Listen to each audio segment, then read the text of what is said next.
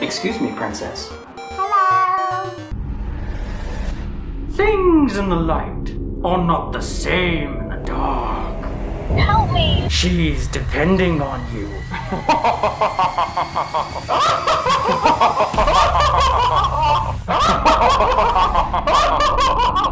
Do I smell fear?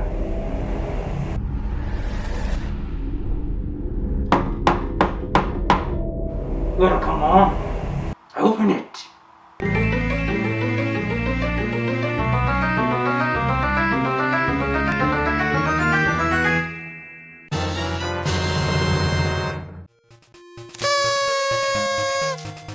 Yeah, but this is for the CDI. Here. Oh, well, alright. So the CDI is a very interesting piece of video game history. And you might be wondering, how there's a Zelda game on a non-Nintendo console? Well, there's actually 3 of them, and a Mario game.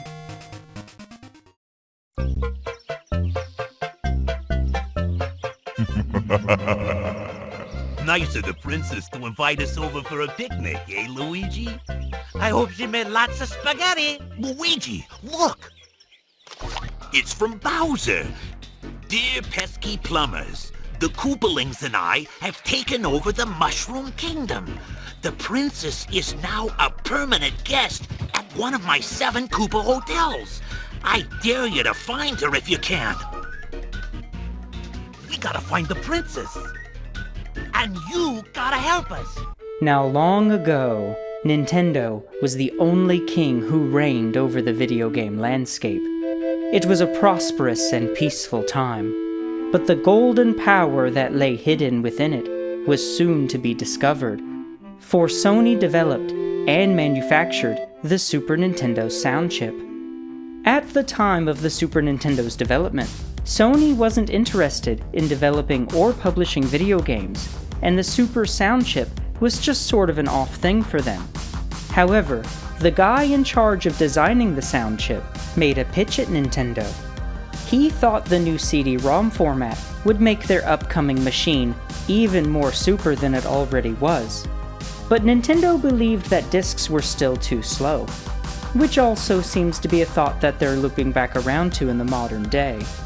But the guy from Sony said that they could simply make an attachment for the Super Nintendo, which could do everything else besides just play games, turning it into a multimedia machine.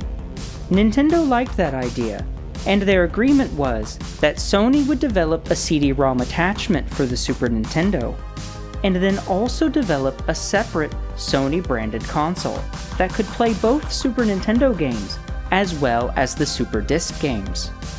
Now, Sony was growing really fast around this time, and they were also branching out from only just making electronics to also publishing music and movies, or even more recently, software. They were starting to look like a potential competitor. Fear of serious competition was starting to loom over Nintendo's supreme reign.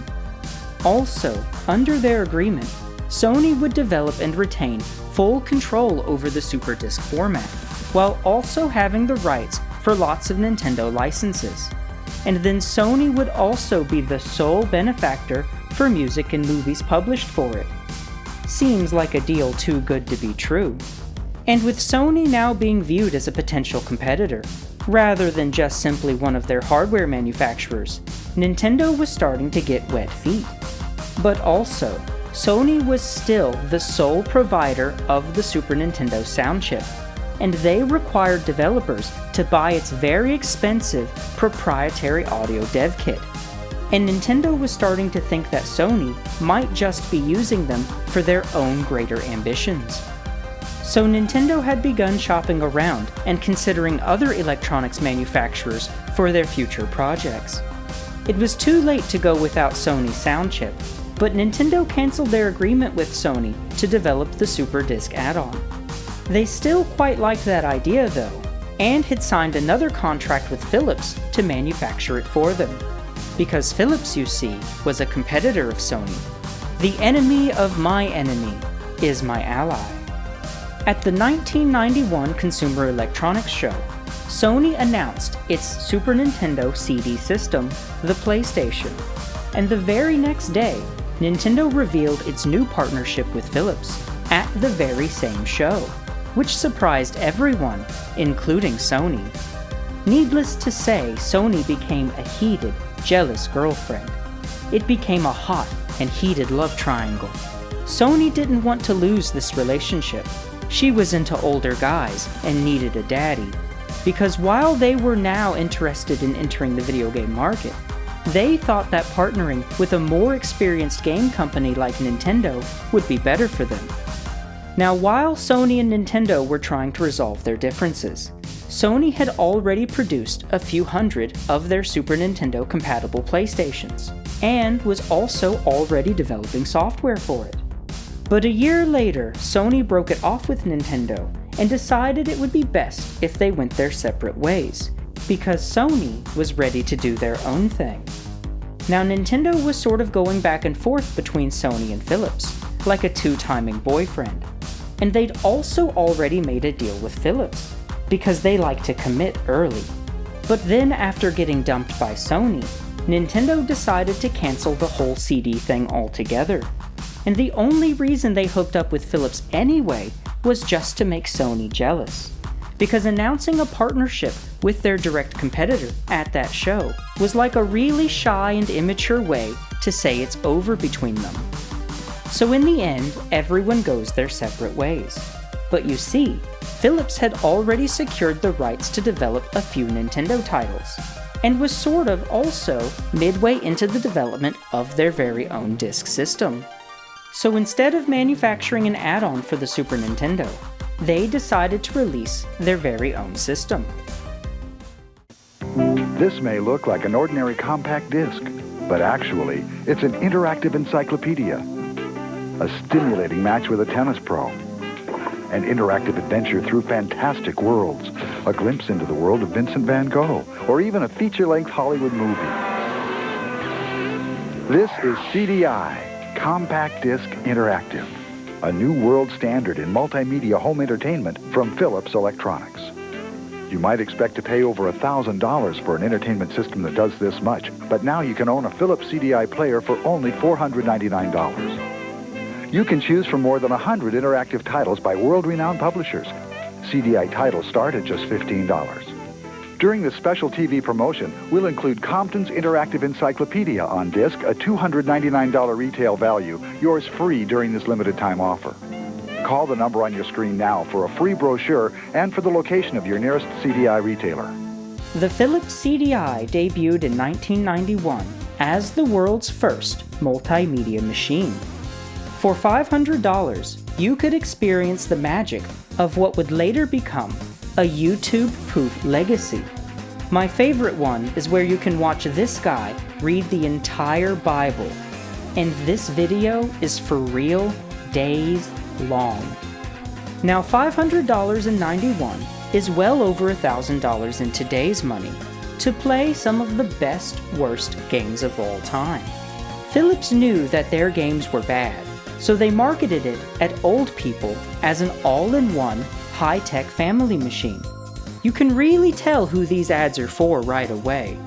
You already knew the CDI was going to be a commercial failure. I didn't have to tell you that. And even if you've never heard this story before, I'm sure you could have guessed.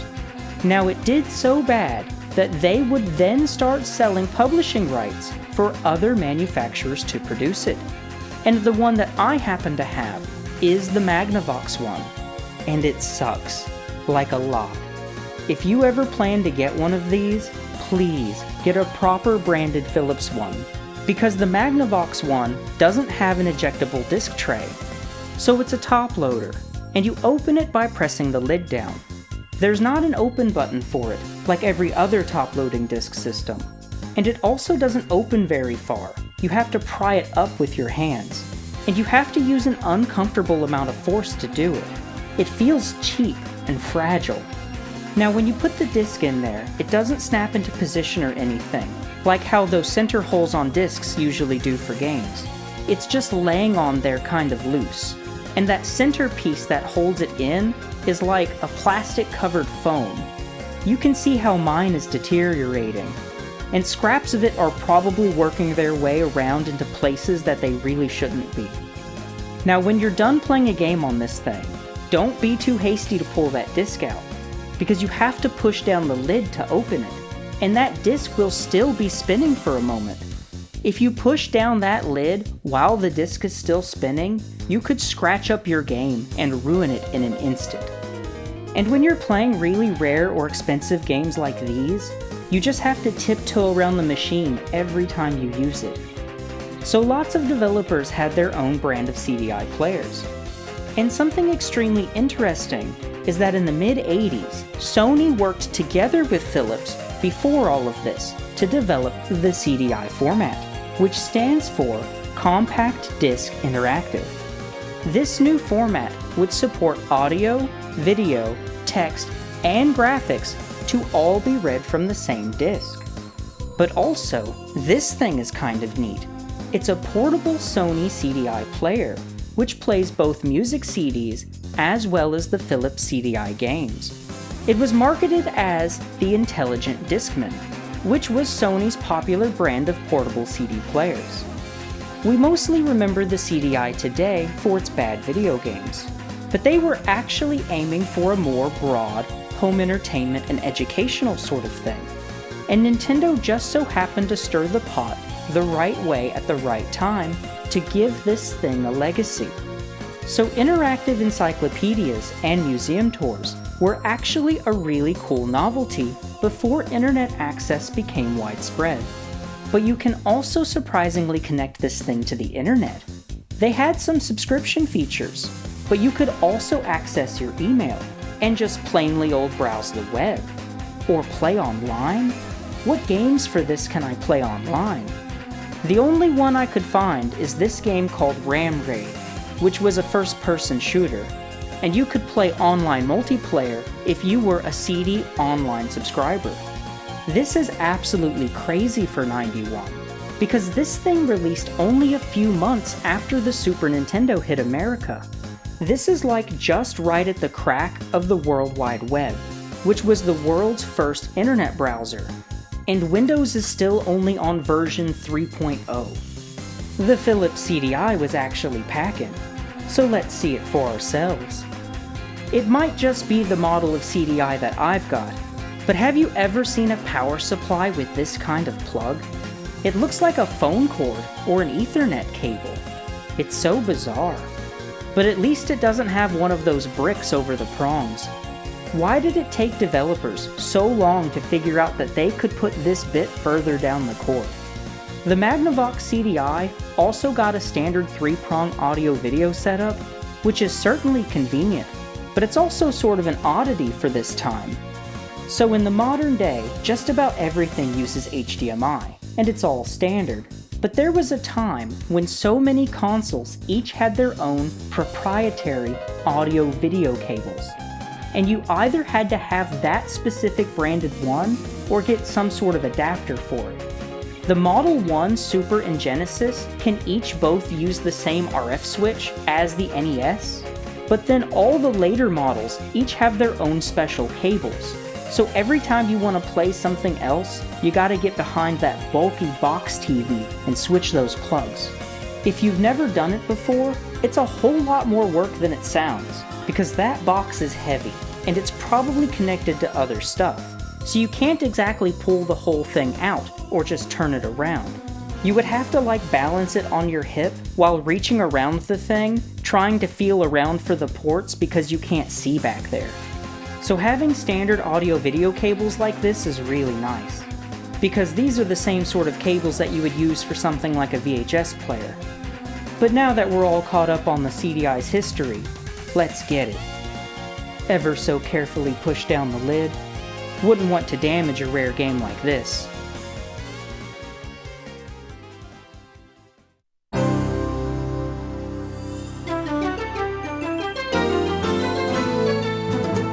Classy. Now that's how you know you've got a modern entertainment system. The audio quality of the CDI is fantastic. Produced by Veritas. Never heard of them before, but let's see. They were a third-party developer from Los Angeles in the 90s, and they did a total of 6 games, all educational, except this one. Looks like a promising portfolio. We got Eco East Africa, the virtual simulation game. Savage, the ultimate quest for survival. This video is cool. I wonder what kind of game it is. Oh, a furry roleplay harem. It's a sniff and spray adventure. Anatomy is like a museum tour of the human body, with mini-game segments along the way. This one's kind of neat. Reminds me of something that I may have played at the computer lab at school. And Safety Monkey. Oh yeah, that's good stuff. Definitely gonna play all of these later. And then they also did a port of Sesame Street Numbers for the CDI. With a rapport like that, I'm excited to play their only non-educational game. The following experience is presented in stereo. Well, it just keeps getting better, doesn't it? You ever play an old game in stereo? It's certainly an experience. Can't say if the sound quality is actually any better, but you do get to feel that bass. Those old TV stereo setups are so extra, with speaker boxes about as big as the screen itself.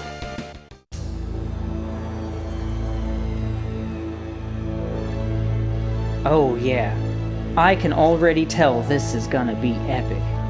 However good or bad this game is, it's gonna be epic.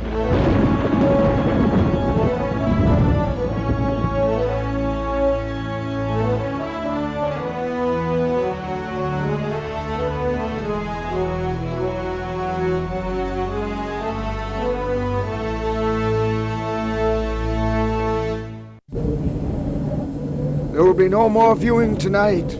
Okay, Zordon. Observe the viewing globe. Are we viewing that magic crystal there, or that barely rendered telescope? Well, I thought 180p meant something else. It was supposed to be 180 power. This storm is really flaring up my arthritis. Oh, how it hurts to write. Suppose there'll be no more of that tonight either. Melee has left unbearable pain in my hands. I've become a wizard of perfect tech. But at what cost? Suppose I'll just check the mail tonight. It's really been piling up. Should have opened this a week ago. Okay, so he gets out his pen, almost writes something, then opens up this message laying on his desk. And I love how it says, "Make haste." But he's just been having his whole day before reading it. Can't imagine you get delivered a letter like this and just not read it right away. Someone definitely handed this to him in person too. Urgent message. Ah, yes. Set it on my desk. Yeah, but it's urgent. I think they're all urgent. The viewing globe tells me all. I have no need for letters. It's been like 3 years. I think they're calling for help. Ganon has conquered like the whole country by now. Ah, yes. I can see that quite well. The whole land is cast in darkness. And the town is full of zombies. I'll open them all later when I need something to do.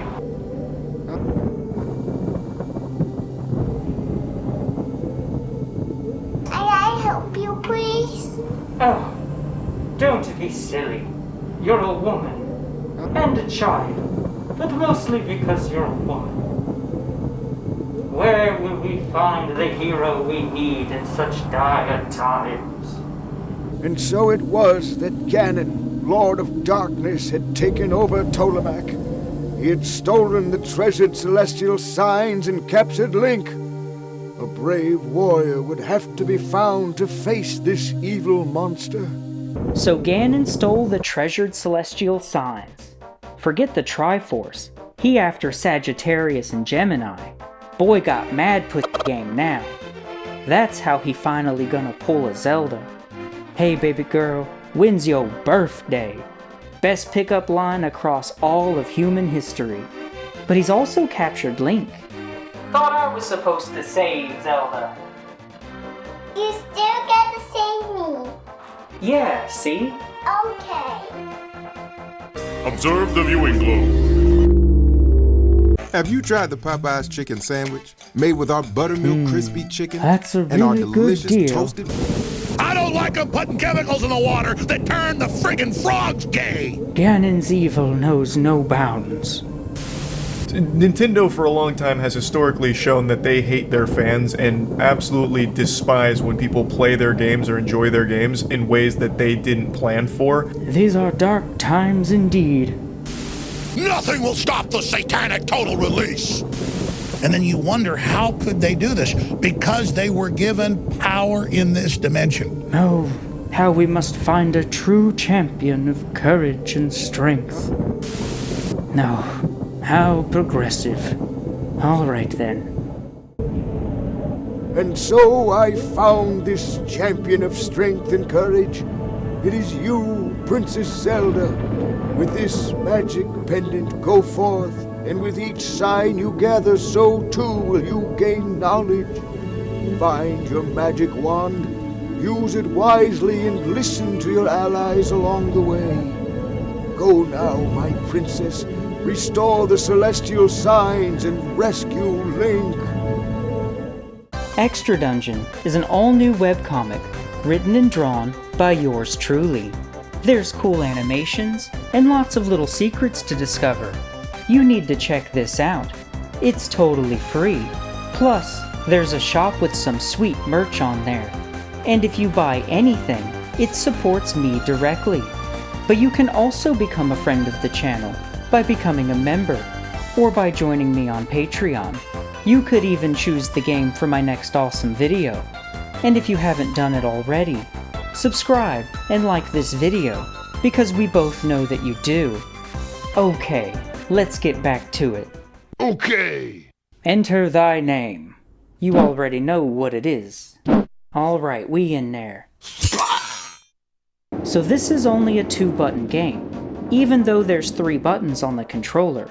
I assume they're called buttons 1, 2, and 3, since they've got these dots above the buttons. And it looks like the 3rd button is actually both 1 and 2 together simultaneously. But I don't think that it's a relevant enough feature when you only have 2 buttons to start with.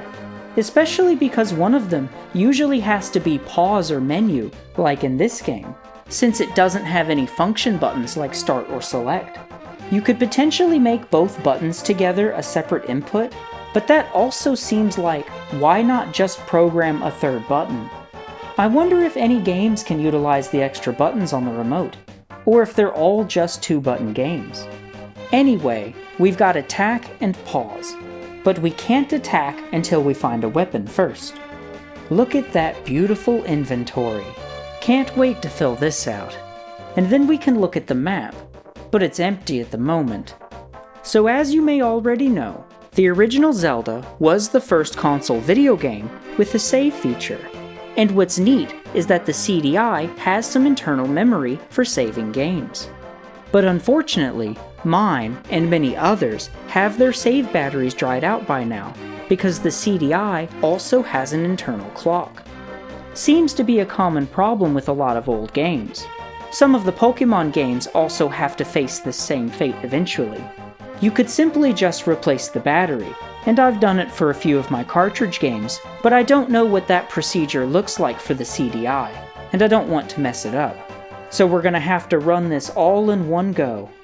I like how some games start you off like this, just drop you into the world and let you roam around, learn as you go. Now this game has to do an entire load every time you edge over the screen. It's kind of annoying at first, but it isn't really that bad when you get settled into the pace of the game. That's just your opportunity to take a drink. Gotta stay topped off. That must be one of the celestial signs. This don't look like any zodiac I've ever seen. But I will say that those triangles with the lines through them are traditionally used as symbols of the 4 elements. I quite enjoy the rendered sprites look. I feel like games that did this aged quite well. Maybe it's just my age, but I think it's a cool aesthetic. I just got absolutely cooked. Enemies just be right there at the edge of the screen. We gotta find a weapon fast. I thought going back to the start point would heal you, but I guess not. Alright, let's go left then. I am Shermac, your guide. What's that voice? I have known you since you were a child. That's concerning. You were given a difficult challenge. You will have to go far and overcome great danger. Stay calm and use your knowledge and strength to defeat your enemies. Remember what you learn along the way and persevere. Go now to the one who has a bed but never sleeps, where by its side the red willow weeps, and to its mouth that never speaks. What? You can barely even hear what it's saying. Go now to the one who has a bed but never sleeps, where by its side the red willow weeps, and to its mouth that never speaks. But I think it's something like, go now to the one who has a bed but never sleeps, to where by its side the red willow weeps, and to its mouth but doesn't speak. Which is obviously a play on that old riddle describing a river. Suppose we just keep wandering around here. Not that way, though. Enemies are just right on top of you as soon as the screen scrolls over. There doesn't seem to be much thought on enemy placement. Usually these sort of games have very carefully thought out enemy positions, but here on the CDI, they're just kind of wherever and all over the place. I guess this place is like Stonehenge for Hyrule. Is that a hole in the ground? Or is it a cave that I can enter, maybe? Doesn't seem like anything I can interact with, though. But it's also not a part of the rendered background either. I can get underneath of its sprite. It does act as a wall, but maybe it's like a bombable hole or something. Zelda! Zelda! There it is again. Do not roam unprotected. Look nearby for something to aid you. That's exactly what I'm doing. Are you telling me that there's something to find on this screen in particular? Or is it on a surrounding screen? Well, there's the river. And I'm dead. The enemies are just on you immediately as soon as it scrolls over. So let's go right this time.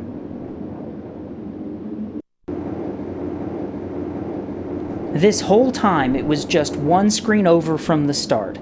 I actually went in every other direction.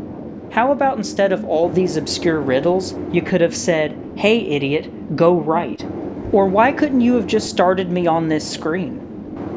You would have found it anyway. Thought it was obvious. Well, anyway, it's dangerous to go alone, so take this. I anoint thee with the anointed whooping rod. Go now, and discipline Ganon's forces with holy strength. Now that's what I'm talking about. Alright, let's test this out. Oh yeah, we dangerous now. Enemies still move incredibly fast though. So you almost have to pump the button every time you move to a new screen. At least enemies get pushed away when you hit them. So most of the time when they jump on you, you'll only take one surprise damage. Naturally, enemies drop hearts and rupees, just like you'd expect. It's quite satisfying to swing this thing around. The heavy sound makes it feel powerful.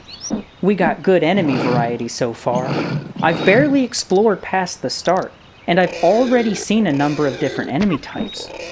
We'll bludgeon all of Ganon's minions, and eradicate the local wildlife along the way.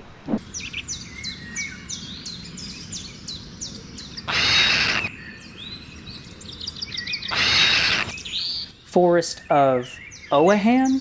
Ogbam? Forest of something. Let's get back to that river area, since that was our first riddle.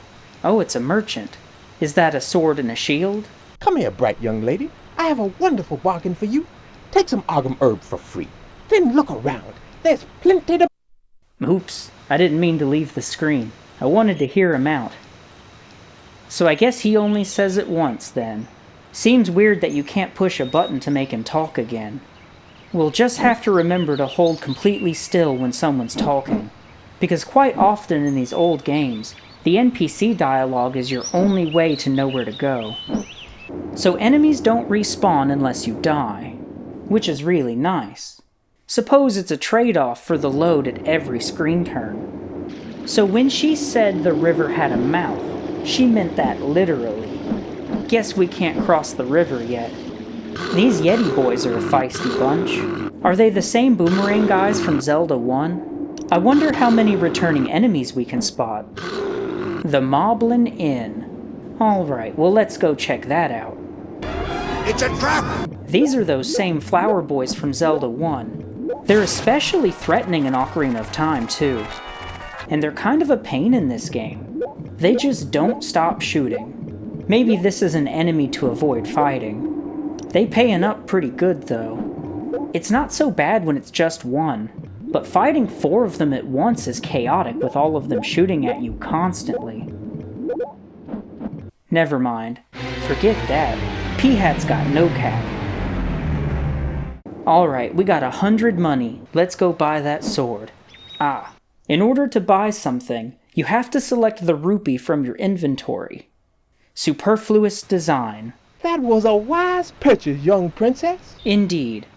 Alright, let's see. Oh, it's a treasure. That must be the candle then. Doesn't do anything out here. Maybe it's only for dark rooms. The boomstick is good enough anyway. I want that shield though. But 500 is quite steep. I hope there's not an enemy in this game that can steal it away. Is that a fun surprise, or is it just annoying when that happens? I'll tell you what's annoying, is when you spawn in directly on top of enemies and just get gangbanged. Seems to be a recurring problem. This must be the aforementioned Moblin Inn.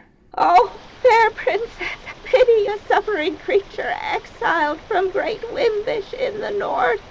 I ask only enough for a single meal for my children who hunger and are chilled by the wind. Don't worry, baby girl. I got a sprizzy for a glizzy. We gotta select the rupee, probably. You will be blessed 1,000 times 1,000, fair princess. I'll be the judge of that. Ooh, fire. Nice. It uses rupees, though. Not a fan of that design. I'd much prefer having a magic meter instead of it using rupees. Welcome to the Moblin's Head Inn, my princess. You look dry. Well, dang. Have a cup of Andor cider on the house. Oh, alright. I get you. I have a spell of calm to sell, but it will cost you 100 rubies. Well, I just so happen to carry cash. That is wise beyond your years. The spell of calm will help you when you need it most. Use it well, and look after yourself on the lonely plain of Andor. Alright, these look like people. Why spend a whole lifetime being defeated like me? Oh, man. You just gotta get good, son. Get it over with. Quit. Go home. Give up. Look, there's a whole lot more to life than just drinking. But I ain't saying go thirsty now. You're patient. To be honest, I got all day. I can see you're not one to surrender. Alright, take this dagger from me. It may do you more service than it ever did me. Hey, that's not a dagger. I'm pretty sure it's called a sai. I only recognize it because I'm a huge Turtles fan. Maybe this is the real Wrath. He is known to go off alone and sulk around. And this guy's also built like a turtle. Don't give up, my friend. You'll find a longer weapon and turn your life around soon enough. I'm so exhausted from my travels. If only I'd known to cross the chasm rift with the ladder, it would have saved me months. I'll gladly jot that down. You look like an honest maid. Well, I couldn't tell a lie, even if I wanted to. Sit a moment. I already am. It is said those who go deep into the earth learn to overcome the sins of grief. Do I need to write this down? That may be true, but I do know this. A candle and a silver key can bring you bliss. Lucky I've already got the candle. Hurry on now, lass. Time's a-wasting. And I'm a busy girl. The lot lizard's gone. She better be off to go feed them kids. Young princess, please attend me. A traveler of kind intentions has found me at last. I am collapsed with thirst and dryness. She's a thirsty girl. All right, I'll go get you some drink. Bet I have to use that at the water. I guess these Rocky boys are an original enemy. I don't recognize them from any other game. Suppose we have to fill the pitcher at a specific spot. Gotta put it in her mouth. We probably can't burn any of the bushes. I doubt this game is that intricate. Drink up, baby girl. You thirsty. Bless you, princess. You have saved the life of a weary old woman. I offer you these treasures. Alright, so what is that? The manual says it's a vial of wind. Creates wind to move the rafts when there is no breeze. Guess we need to find a raft then. We also got the Calm spell, which has the power to calm the elements. And Firestorm is a spell that uses the power of fire to attack enemies coming from many directions at once. So it's essentially a four-way shot. And the Dagger, a moderately weak spell, but it moves quickly through the air. The Dagger was once used exclusively by the great magic users, who now call upon the power of sound waves as a means of destruction. The lowly, moderately weak Dagger spell was used exclusively by the quote-unquote great magic users. What a curious piece of lore. That's probably a hint at something I'll see later. The hitbox on your standard attack is huge, and all of the other weapons cost rupees to use. The anointed whoopin' rod gets them done, and we gotta save up for that shield anyway. Well, there's the ladder. Is it okay for me to just take this? Does it belong to someone? When you're the adventurer, you can just take anything from anyone, and nobody will say anything except thank you, because you're the chosen one. You're collecting the pizza of destiny. You're gonna save the world. But how do you be hauling all this stuff around? So the overworld doesn't have any music, but the background is full of ambience. You hear the sound of rushing water when you're near the river, and then in the forest here, you can hear the sound of birds singing and wind blowing through the trees. It's quite nice, and it gives the overworld a relaxing vibe. We've also got spiders in the forest, one of the most generic enemies across all of video games. But they were especially annoying in Zelda 2. A spider bites you. Spider bite. Hurt. Hurt, spider bite. This must be where the red willow weeps. Can we burn it? Didn't think so. What's behind door number 1? I believe that's a Tektite. It's a trap! Bonus, bonus, bonus. And it's my lucky day, apparently. I think this cave is a dead end. Let's try the candle. Nothing. Just a pointless room, I guess. It's got one of those treasured celestial signs on the door, though. Maybe we're supposed to come back to it later. How about door number 2?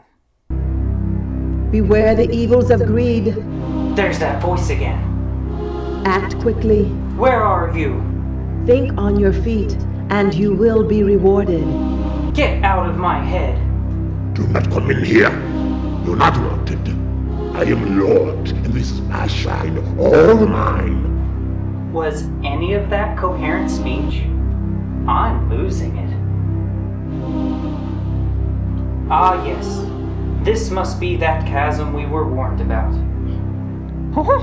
Which Mousecatool do we need to cross over the deep chasm? Whoa, we got ears! Say cheers! On the very next screen, we've got this other thing that looks like another hole. But it's just an under-over underpass. I'm not a fan of stuff like this that obscures vision. It's more obnoxious than it is cool. Looks like obscuring the screen is going to be a common theme. If you didn't have to fight enemies, a room like this could be cool as a one-time thing, to build atmosphere. But it's just annoying here. And of course, I died because I couldn't tell where the Tektite was. It's the map. I'm the map! Alright, we got 3 paths. Eeny, meeny, miny, mo. Behold, the bat. The other most generic enemy across all of video games. Except in Zelda, they're called Keese. Except in this game, where it's still just called Bat. Ah, the compass. Ah, the compass. A staple item in Zelda games. A valuable friend who tells me where all the treasures lie. I guess that blue square is the boss room. And that's all it does for you. No other details. Lame. Onward. Whoop these bats like the cough. Lady he, who thee be, you're no friend to us down here. How do you hurt this guy? At least I don't think I'm hurting him. Don't enemies flash red when you hit them? Let's try the spells. That's a miss. How about the fire? Nope. Alright. The so-called dagger? Exclusive spell of the great magic users. Is exclusively useless. Maybe there's a special item somewhere. Let's go another way. How about the right path? It's the bat cave. Let's kill him with fire. And it's a dead end? The map shows more rooms going in this direction. Ah, there's a bat in the corner. So we kill him, and still nothing. This room is actually a dead end, even though the map clearly shows more rooms going in this direction. Alright, well, let's go top then. It's the Crystal Maze.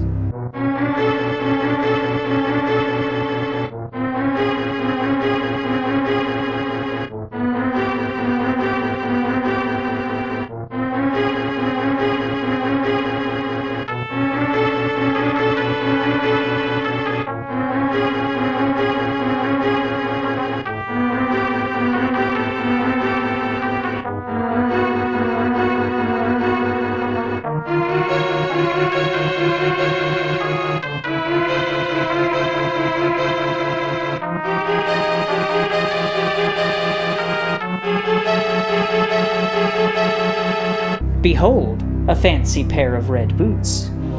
But how do I get over there? There's not a path to get there from here. Looks like you have to access the other side of this wall from another room. But the room on the right is a dead end. I guess we'll try fighting that red guy again. Still can't hurt him. Ah, the bottom of this screen was a door the whole time, and I just hadn't noticed it until now. Oh, what do we have here? Oh, what do we have here? A human person's coming close. Why, what a great event!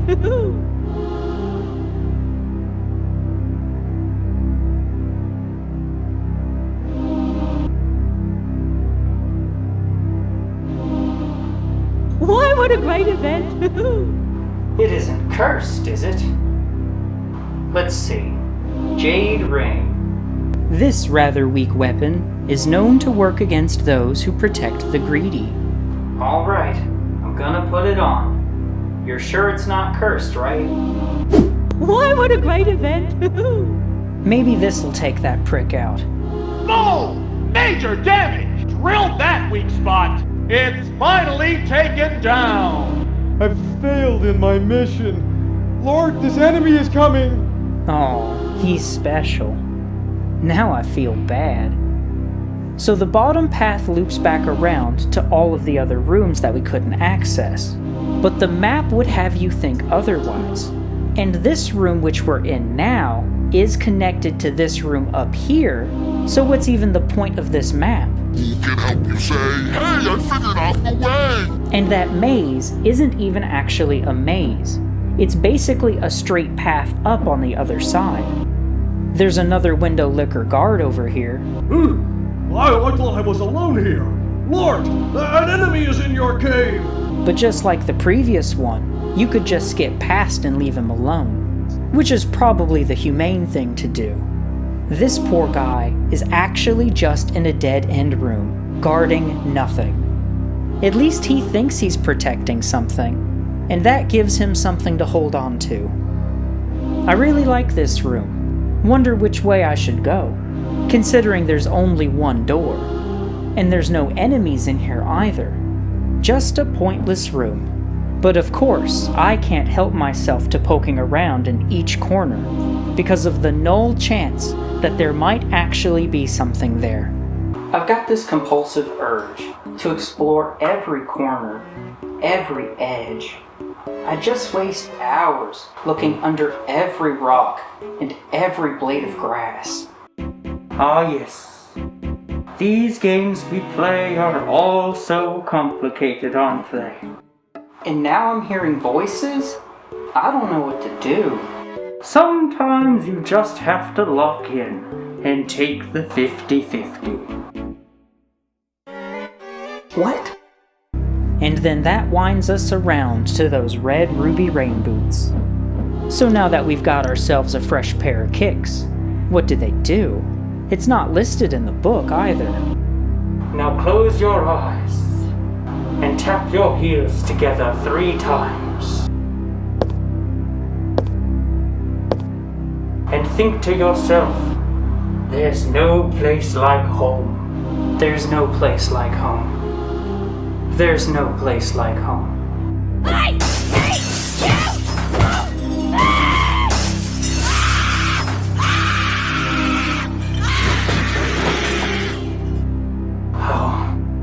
I'm so terribly sorry. And just up ahead, we've got our first dark room. Wonder what we do here. Wow, what riveting gameplay. And then the candle is a consumable item. Hopefully this isn't something I'll have to buy frequently. Vision obscuring mechanics aren't fun or clever. It's just annoying. I can't tell you how many times in games that I just couldn't be bothered to find a light source item and brute forced my way through a dark area. I will actually crank up the brightness all the way because I'm not playing that. Oh, hello there. I said this is my cave, mine. This is the Shrine of Rock and I am Lord. Go away, take nothing, it's all mine. You know, we used to put kids in the special class for that kind of behavior. And for not speaking English.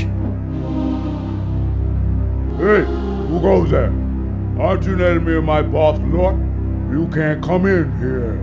We just got the whole short bus in here, don't we? The entire Yu-Gi-Oh! Lunch table, all in the same class. What is he doing over there? Dude is just bumping around into the wall. Doesn't even acknowledge that I'm literally killing him. Hey, Lord, watch up! She's coming! You know, now that I'm thinking about it, wouldn't it be inhumane to leave that other guy in here all by himself? Poor guy. You won't have to be alone anymore. You're going to a better place now, where you can play Yu-Gi-Oh! Every day. So even though the candle is consumable, that room doesn't stay lit and goes back to dark every time you enter it. I've already seen the room lit before, so I know how to navigate it, but that is some obnoxious game design. Alright, time to expel the last of the goon squad. You've been taking my things. Put them back. Don't touch anything. Those are all my gems. I think I'm the villain here. Came up in his crib, dragged out all his boys, and swiped his stuff. But he in the wrong gang, so that's his fault. Shoulda wore a blue flag. That's why you can't understand him. Boy can't say certain letters. I feel like you're supposed to have that shield for this fight, but I figured out that he don't really come over to the left side of the screen as much, and your spells destroy his axes anyway. Something to note is that you can't recast your spell until the sprites from the first one disappear.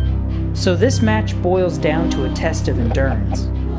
But if you pause the game, all of the sprites for your attacks disappear, but I ain't got the patience for that, because the game has to do an entire load every time you pause and unpause the game. Oh boy, does take a lot of hits though. Finally. That is the most anticlimactic explosion sound that I've ever heard. Usually when bosses die in explosive fire, it's a bit more exciting than... Oh, you get paid for killing him? Bonus, bonus, bonus. Can almost buy that shield now. And I get to go in the ticket blaster. Must be my birthday. Behold, the first slice of Destiny's pizza.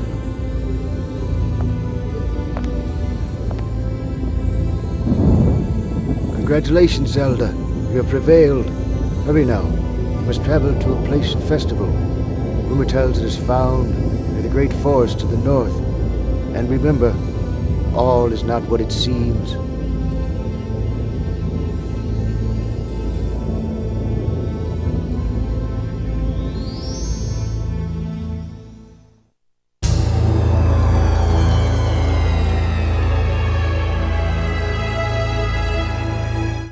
So the old man said they're throwing a surprise party for me up in a forest to the north.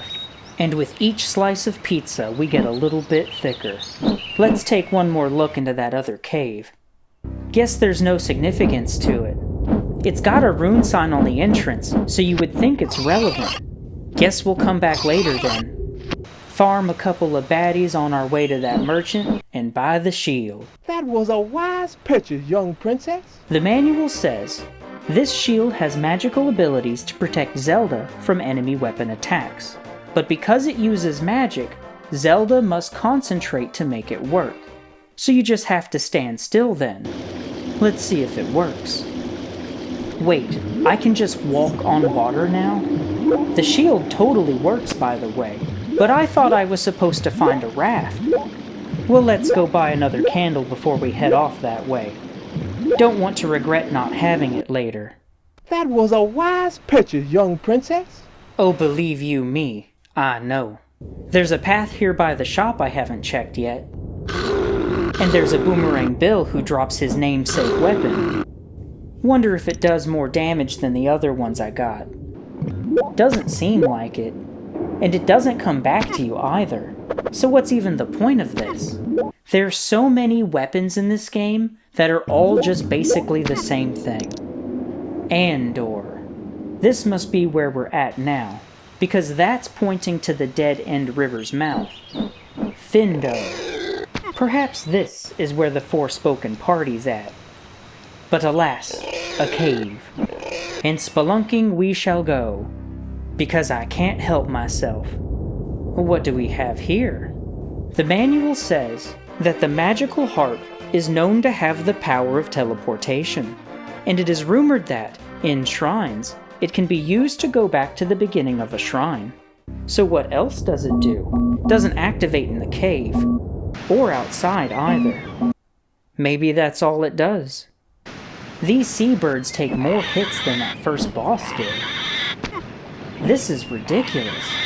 Why do they have so much HP?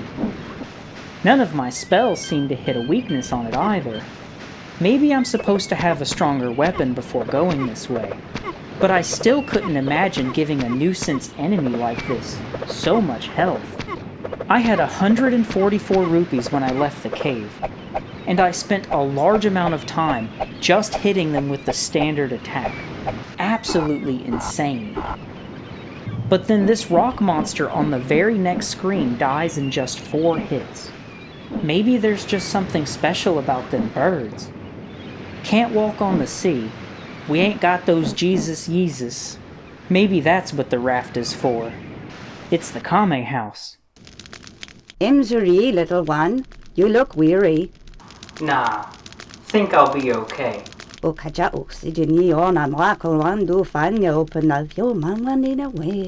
Welcome, my landlocked friend. Southport is definitely the place to come if you need to set to sea. Well, I'm actually due for a surprise party in the north. But what's wrong with your wife? And why does she look like that? I gotta go. Know for sure I'm in the wrong part of town now, because on another path back, I encountered a giant squid, and I must not be able to kill this thing. I've done at least 100 damage to it. We're definitely not supposed to be here yet. Let's double back and see what Findo has for us. What part of Wonderland are we in now? Hoo hoo hoo hoo. Those Moburns out there are so slow and stupid. They're still trying to eat their soup with a fork. I'm starting to wonder if this world is even worth saving. I'd like to read this sign, but the rupee count covers it up. When the screen transitions, we'll be able to read it. Meadow of Scottness. Ah yes, the sand-burrowing levers, a staple enemy to the Zelda franchise. Check out the sweet graphics on this flowing river. Can't walk over this water either. Hello there, miss. Watch how you go out in the meadows. They're full of levers and tektites this time of year. Tell me something I don't know, but it's reassuring to find someone with coherent speech. These must be the aforementioned tektites that guy warned me about. When the main entrance to your town is a trodden-down log acting as a bridge. Great Wimbish is such a peculiar little town. The shops out on Upper Street have anything you could wish for, and if you can't find it there, you're sure to stumble across it in the market square. So this must be the main village then. They got a serious tektite problem if these things are just out here on the main road.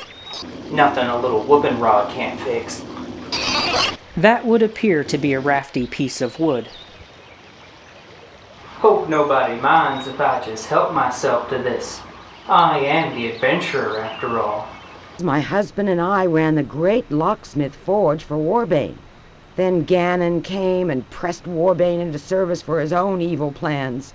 The forge was closed. Warbane built a fortified retreat of his own, somewhere off in the forest of Kanvula to the north. A forest to the north, you say? Well, I just happen to be headed in that direction. 200 for a blue potion. Must be some good drink. Hello, Zelda. My name is Yvonne. You look like a music lover, too. Is it the harp? I just found that in a cave. Music can soothe a savage beast. I'm not even sure if it actually works. I believe Shomak has graced you with her friendship. You mean that voice is real? You hear it too? She helped me once, so I am going to help you. So I'm not crazy. Listen to this. The flute can be used to calm the savage hiss of a snake. Oh, I'm definitely gonna write that down. Hello, Zelda. I'm Eric, and this is Ian. Oh, what do you mean? I'm Eric. I've always been. No, you're not. I'm Eric. Okay. Hello, Zelda. Welcome to my home. I'm the twins' father, and even I don't know which twin is which. Still, it is good of you to come and visit. I was just stopping by. My name is Zelda, and you must be the father. No, wait. That can't be true. You just came in. You must be Zelda. Hi there. Don't worry about the dog. He won't bite. I wish he did bite. Then there'd be a little excitement here in Great Wimbish. You could go talk to the snake lady, or the twins and their father. They seem like an interesting bunch. Nothing ever happens here. When people do come, they're even more boring. Everybody's dull. Well, you have a good day. Hello, little one. I hope I can be of help to you. Did you see my dog out on Upper Street? How did he smell? With his nose, of course.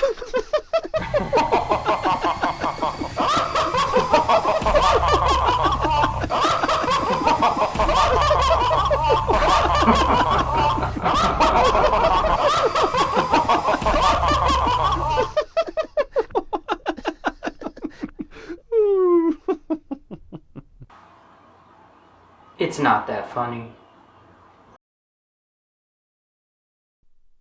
Oh, that was smart. Come again, little one. Come again. Is a shrine a thing to be taken lightly? No, and a candle is needed to light a shrine.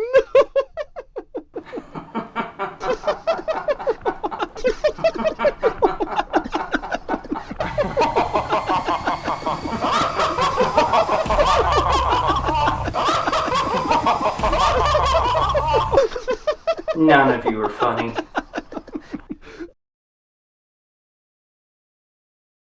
So what happens if you give a dog a bone? He'll ask you a question.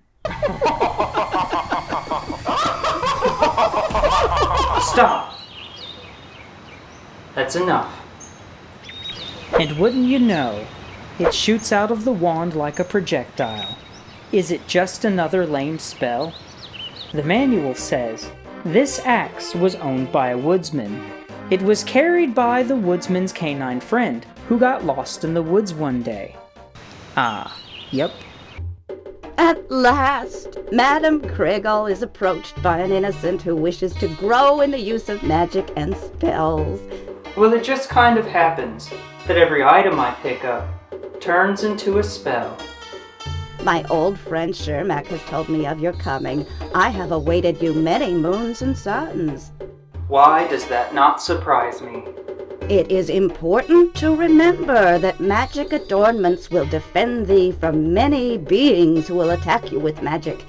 Oh, really? You may purchase my turquoise ring or my jade amulet to raise your defenses. Ah, yes. I would love to raise my defenses. I've only got 4 hearts, you see, and this magic shield only works if I literally stand still. Hey, that's only 20 rupees. Alright, now let's see what it does. A powerful, all-purpose weapon. Now you said this was gonna raise my defenses. Suppose I'll keep it. 20 rupees for a powerful, all-purpose weapon sounds pretty good. Who goes there? Oh, it's a young girl. Don't touch anything. People steal me blind. I know you all hate me. What did I ever do to any of you? I give an honest bargain. I grind your coal into rubies. I stay open late and work my fingers to the bone. Do any of you appreciate it? No. What's the deal with this place? There's nothing to buy, and bro is flipping the out. Wow, the blue ring is actually a stronger weapon. It uses a lot of rupees though. Looks like 26 per cast. And it killed that giant octopus. Wonder if it can also hurt that giant squid. I thought these guys were skeleton monsters at first, but it turns out that these are the river Zoras. But they're called Zolas in this game because of a different transliteration. Even though we have the raft, we still can't cross this water. Wonder if it has to be used at a specific spot. So the Zoras never reorient their direction. And on some screens like this one, they don't even face a direction that could possibly threaten you. I wonder if this is a programming error, or if they just didn't program it to move. Because even if you whoop on them, they still just continue to look away from you. Maybe these ones were just having a turf war. So we got 2 signs here. Welcome to Torian, I think. And the other one I can't read because rupees are in the way again. Let's see. Forest of Kanvala. Well, that woman in town said something about a northern forest, so I guess that's what we're looking for. They got bigger spiders in these woods. Don't let that spider bit you. Spider bite. Hurt. Hurt, spider bite. Spider bit me with a good Lord split me. Since we already know that's the direction we're supposed to go, and because I'm a fiend for exploration, we'll look around the other way first and come back here after. A magic groundhog. Well, that was neat. Turns out the party was on this side all along. Oh, it really is a surprise party. This is the perfect opportunity to try out that magic harp. Well, alright, but I'm here for the party. Look beyond illusion to conquer the evil Pasquinade. Deception is all around you. So this one's gonna be tricky then. Hoo hoo hoo hoo. Those moguls out there are so slow and stupid. They're still trying to eat their soup with a fork. What? Is that a bug? I left the game idle in this first room for a moment while I was taking notes, and it played that Mushroom Man's dialogue in here for some reason. How strange. Alright, let's go down the big slide and fight these zombie kangaroo dinosaurs. You know, just about any enemy type fits well together with a carnival theme, but somehow I find these ones oddly misplaced. Now there's an enemy that I can readily identify. These are the classic Stalfos, and they're a great enemy that fits well pretty much anywhere. Skeletons are just a cool monster type. Something I just noticed is that the music cuts out every time you transition rooms, because the game has to load each single room individually. Now this is a lesser known enemy called a Vire. It's supposed to split off into keys though, but I guess that doesn't happen in this game. The rendered backgrounds make this place look a whole lot more interesting than it actually is. It just goes to show how much presentation alone can add so much. There's a door here that actually isn't a door at all. It's just for looks. And in the next room down, there's another Vire that drops a key. And you'd think that maybe since you got a key, that now you could go open that door. But no. And there's 2 more doors in this same room that are also just for show. I know that this is supposed to be the Shrine of Illusion or something, but it's already not clear enough half the time where the doors or the paths to the next screens are. And then here they've got actual doors, and half of them literally aren't.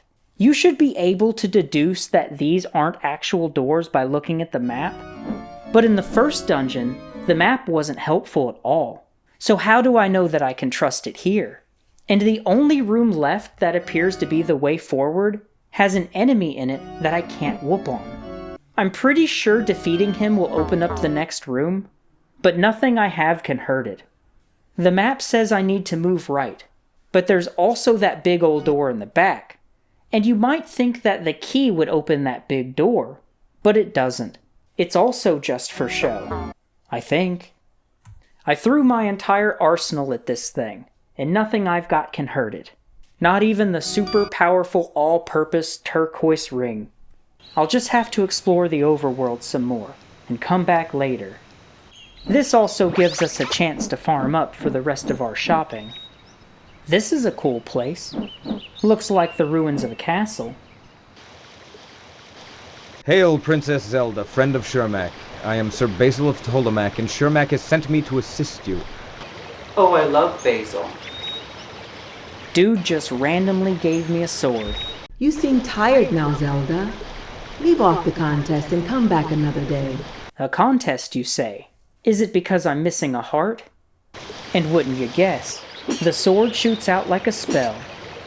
Let's go recover our missing heart and come back for that contest. Ah, the wettest lady of the deepest lake. Perfect.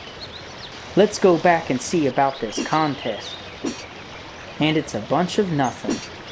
She said come back when you're rested, but I don't think there's any more to this spot. Why did you give me this sword? He just dropped it on the ground with no explanation. The manual says the broadsword shoots flying swords at enemies. It is fairly strong and can be used against certain knights who fight with broadswords. So why won't he fight me now? Well, back to the forest then. Suppose we'll take the other road at the fork this time. I like how everything makes the same human grunting noise when you hit them. It only happens sometimes though. Makes me wonder if this game has critical hits. It's really out of place, because each enemy has their own unique cry, but then also can make that same grunting sound. Not everyone here is so ill of temper. Take this as a token of welcome. Alright, another weapon. And it works exactly like all the rest of the lame weapons. I thought it was an arrow, but it's called the Joust. So this weapon, similar to the broadsword, throws lances at enemies. How creative. Zelda games usually have a diverse variety of items, but in this game, they're all functionally the same. Aside from having to kill enemies with specific spells. There aren't any puzzles either, which is usually the main purpose for most of them. And even though I got that magic shield, these P-hats are still the most threatening enemy in the game. They're just hard to position against, and you have to hold completely still for the shield to block their shots. You can't be attacking, but then touching them also hurts you. That's always been a conflicting design in games. If an enemy has an attack, then why does touching it also hurt you? Well, I managed to farm up enough money on the run back to ice up and top off. A wise choice for setting out. Oh, come and see me again. Now the Crystal Lady told me that the turquoise ring and the jade amulet would raise my defenses, but they're both weapons, because the greatest defense is a good offense. The manual says that the jade amulet is one of the most powerful weapons, and that fireball thing is called the Rings of Fire. Using flame power, this spell is good for multiple hits of fire against the enemy. Taking a different path through the woods, I found this house. Good morning, lady. A noble person such as yourself on foot, then? If it's rest you seek, you'll get precious little comfort in this thieves' den, I'll tell you. Well, you know damn well I'm going in there. Be careful if you go inside, milady. Some people in these parts would rob you, same as look at you, they would. Lucky I don't have much on me then. I need to make more bumbleberry tea, that's for certain. What? Oh, I'm sorry, but the lodge is full. You are welcome to rest here before you head out into the forest of Tarian. Dude said this was a thieves' den. Nothing but a bunch of nice folks in here, actually. I would like to give you a feather as a sign of my affection. This will take you to new heights. I look great in a dress, but it's not what you think. I will, however, gladly take this feather, though. Is this gonna give me mad hops? Nope. Wouldn't you know, the feather is just another weapon. This one's got triple shot. The manual says, Aviana, keeper of the Shrine of Air, lost one of her feathers while flying across Ptolemaic. Her feather can be used as a weapon, but Aviana fears that her own power could be turned against her. We'll take note of that. So we got a whole bunch more weapons now. Maybe we can go kill that thing in the tent. And we still can't kill it. Found 5 more weapons, and none of them can even damage it. Not even the Jade Amulet, which is described as one of the most powerful weapons in the game. How annoying. So we're back on the road again, and the world is quite large. There's actually lots to explore, and there's little things to find kind of all around. I found another returning enemy called a Louder, or at least I think it's called a Louder. They're only in Zelda 2, aside from the CDI games. And just like the Zoras, these rock monsters never change their direction either. Just up ahead from here, there's a sleeping guy, but I don't have anything that can interact with him. Not even the instruments. Is he even asleep? Or just drunk? I feel like we're supposed to wake him up, but nothing does anything to him. So I'll just take note that he's here. Hello, Zelda. Aha! So you are real after all. I see you found your own way to my retreat. Proof from my therapist. You already know about magic and you have been doing well, so there's nothing more I can do at the moment. I will always be there for you. Well, I really wish you'd just leave me alone. Good luck. We're surrounded. I could have just stood still to block the shot, but I instinctively went back up screen to dodge the attack. And then when I came back down, they were in different places, and one of them spawned right on top of me. Great game design, Nintendo. Well, there's a couple of paths near the village that I haven't explored yet. Suppose we'll go this way now. Oh, it's a snack. Almost didn't notice it. That lady said to play the flute for it.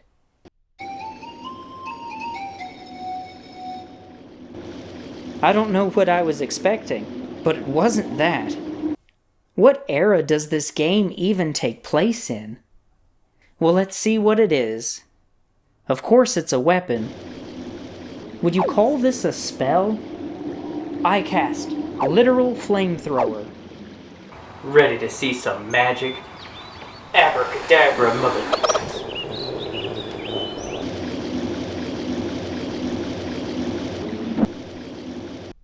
Far away, one of Ganon's allies lives in a world of water. Good stuff, good stuff. The entrance is hidden and you may never find it if you fear the touch of falling water. Helpful. You can cross any ford in Scotland's river with the red boots. Wow. So the red boots let you walk across water, but only the shallow water. That would have been a helpful hint before you cross the river. You can't even get to this spot until after you've already got the rain boots and crossed over. Lucky that I accidentally discovered I could walk on water, because otherwise, who knows how long I might have just bumbled around in that first area. So I'm using the map to figure out where I haven't been yet, and it's hardly helpful. There's no details on it at all. No landmarks, nothing. It's just red squares representing the screens you've seen before. At least we know where we are. How incredibly uninspired. Even just a really zoomed out, poor quality render of the overworld would have been really cool. By looking around for screens I haven't been on yet, I discovered a cave with a heart container in it. An excellent find. And just east of there, I found another village area. There's lots of houses around, but unlike the previous village, you can't go into any of them. You look tired, my lady. I have something you may be able to use. It creates a noise.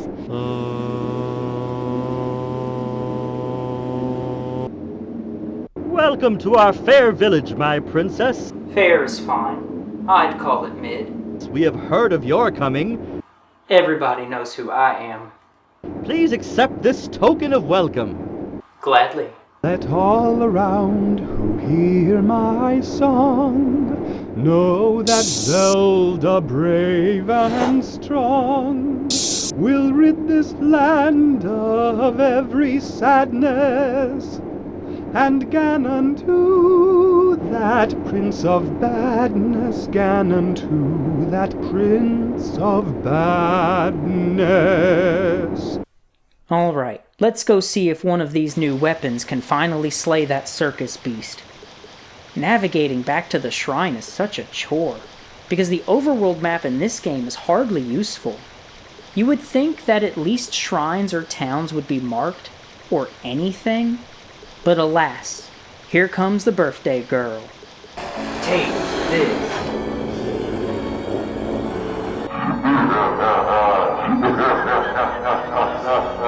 Alright, you leave me no choice.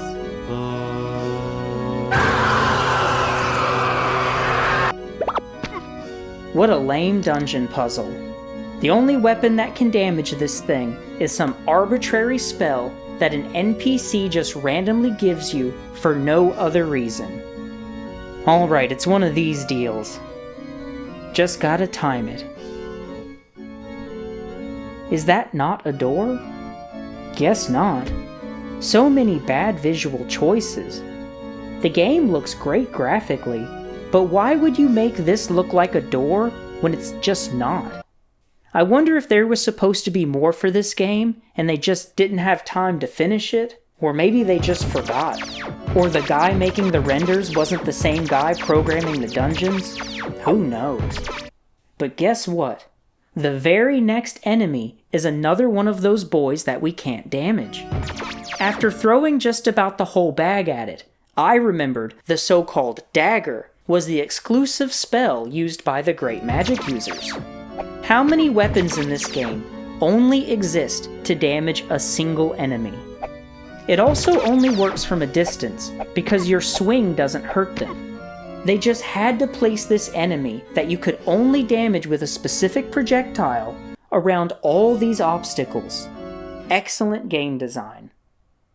Also, if you hadn't noticed, these are Wizrobes, who are known for their exclusive dagger spell apparently.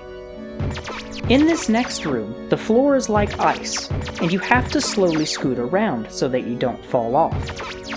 This dungeon is also full of pitfalls that send you back to the entrance, because they just like that mechanic, I guess, but it's also just really annoying.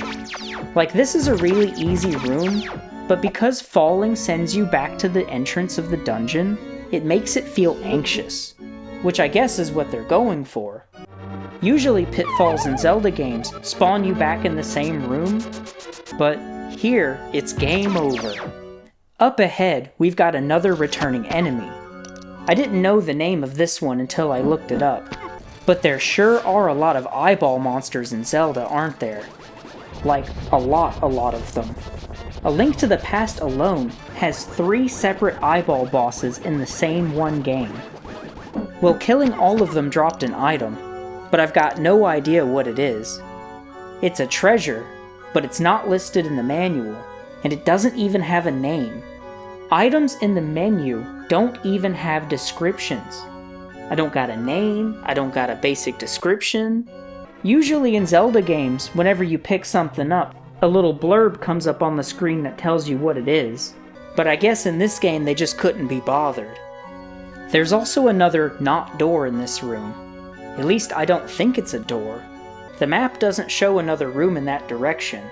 But who knows what is and isn't a door in this game. Plus, this is the Shrine of Illusions after all, so who knows? And we already know that we can't trust the map anyhow. Let's go try the other route. First, we got more doors that don't actually go anywhere.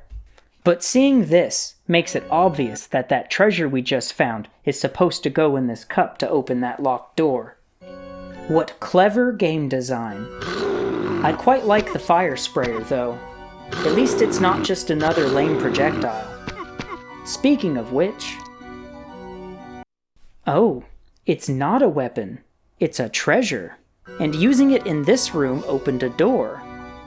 This game... And it took us back to the same room we was just in? No. I think they just recycled the same rendered background, because now there's an open path at the bottom this time. It's Yoshimitsu. Look to your heart, look to your dreams, you'll find that nothing is what it seems. Yep, that's him all right. Ah yes, my favorite mechanic. We'll fix that. I love these mazes that barely have one branching path. More dusty old bones. How much you want to bet defeating them all clears those spikes in front of the door? Wow. And surprise, this isn't a door either. But the map clearly shows it leading to a room we've already been to. The fire sprayer has really turned out to be one of the most useful weapons. You can pin enemies against the wall with it, and they take a bunch of consecutive hits that way. And it's got a low casting cost as well. I love it when you get a key in the very same room as the door you use it on. What is even the point of that? So guess where the exit to this room is? Did you guess top right? You just have to try walking into every edge of the screen to find out where the doors are in this game. This is a cool room. Oh, it's a Wallmaster. And you already know where he takes you. The ones from Ocarina of Time were especially scary. Their shadow grows as they creep up on you with a scary sound. And pairing up creepy stuff together with anxious game mechanics makes for a really good spook. Just like how tiptoeing around those bottomless pits makes you feel anxious, because it sends you back to the entrance of the dungeon. So you truly fear the Wall Master, because they always take you back to the entrance. How annoying. I basically got punished for admiring the room. There isn't even anything in here to find. You could even just walk right on across and exit before the Wall Masters even spawn. I quite like this triple shot fire spell though. It combos enemies to actually deal 3 consecutive hits. Gets the burst fire on them. And it's also got a low casting cost as well. Oh, hi there. Welcome, my lovely. Come, sit and rest. But first, let me give you one small test. Well, that was incredibly easy. I just about beat him before he even finished his dialogue. And I don't get paid for this? Guess that was a one-time deal. Behold, the Sausage of Fate.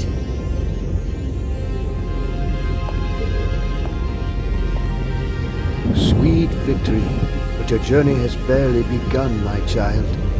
I'd say we're doing all right.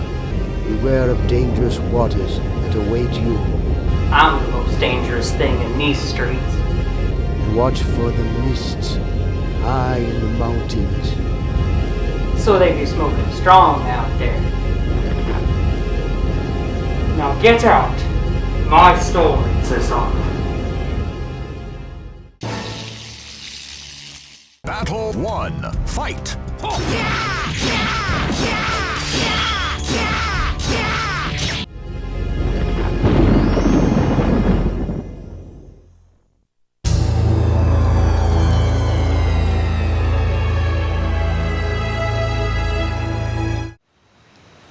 He said they got that good up in the Misty Mountains, so I think we gotta go this way. What have we here? This looks suspiciously like a place of interest. A spiky door, huh? Don't know if you don't try. This back here kind of looks like a cave entrance, and you can even go under the rocks. But there's actually nothing here. What foolish human comes this way? I'm looking for some good stuff, if you know what I mean. She who tarries here never leaves. So we must be close then. Genie! Oh my god, crackheads are scary. Why is she whipping that dog? At least I think it's a dog. There's something wrong with its sprite. When I saw those other guys from earlier that looked like this, I thought they were ghosts. But now I think there's just an error with their sprites. A dead end? No, there actually is a cave here, but you can barely tell. But then the spots that look like they would be caves aren't anything at all. The visual design in this game is so bad that it forces you to waste time poking around at every wall on every screen. Another junkie. Looks like we're on the right trail. Something you seek is not of this world. Hey, you know what I'm talking about. But above it. Alright, how much? Defeat the woman of the air. It is to the east you must go.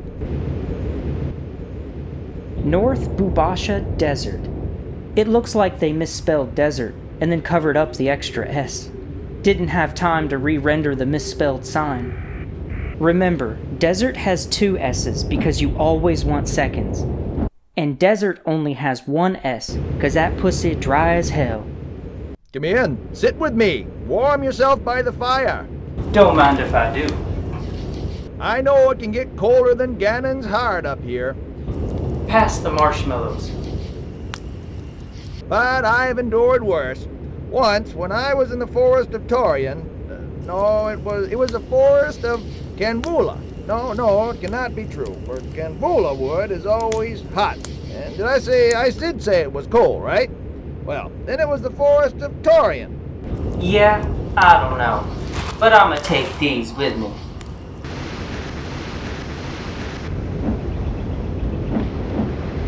Here, birdie, birdie, birdie, birdie.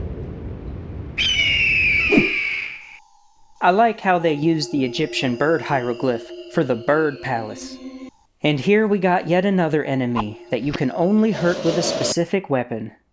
It's starting to get really annoying, especially because you can only equip them one at a time, and testing them costs rupees. But you also can only hurt them with the projectile part, and the gimmick here is that the floor is slippery like ice, so you're slow to start moving or to change direction.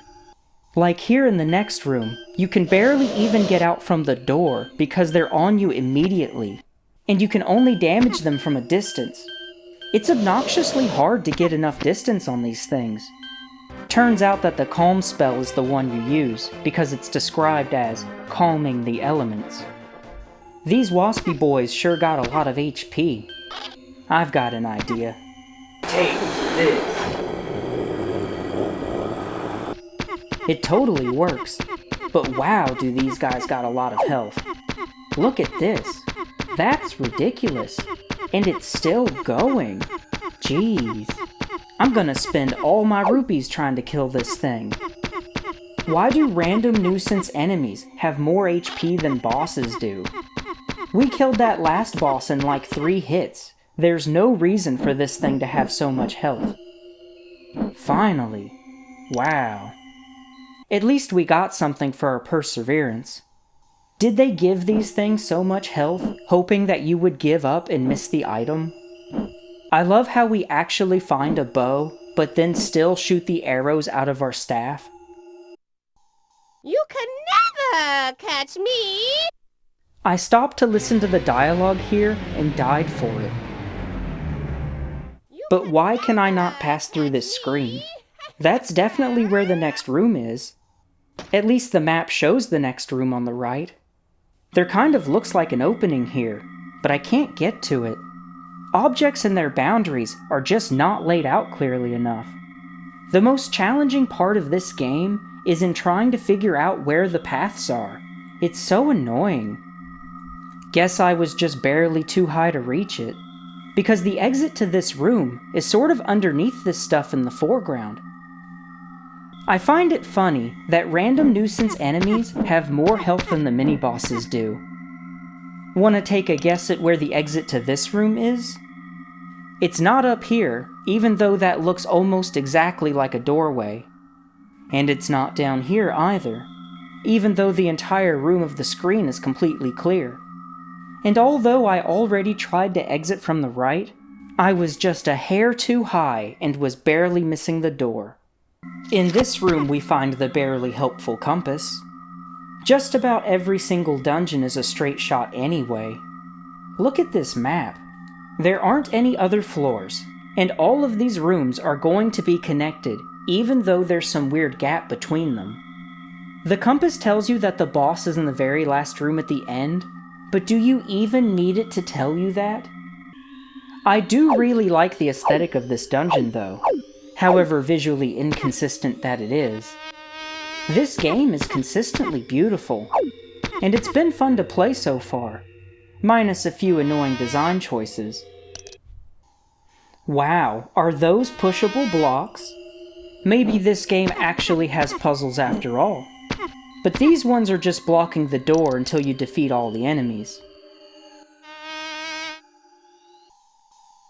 So, bold one, you challenge me. Can you be serious?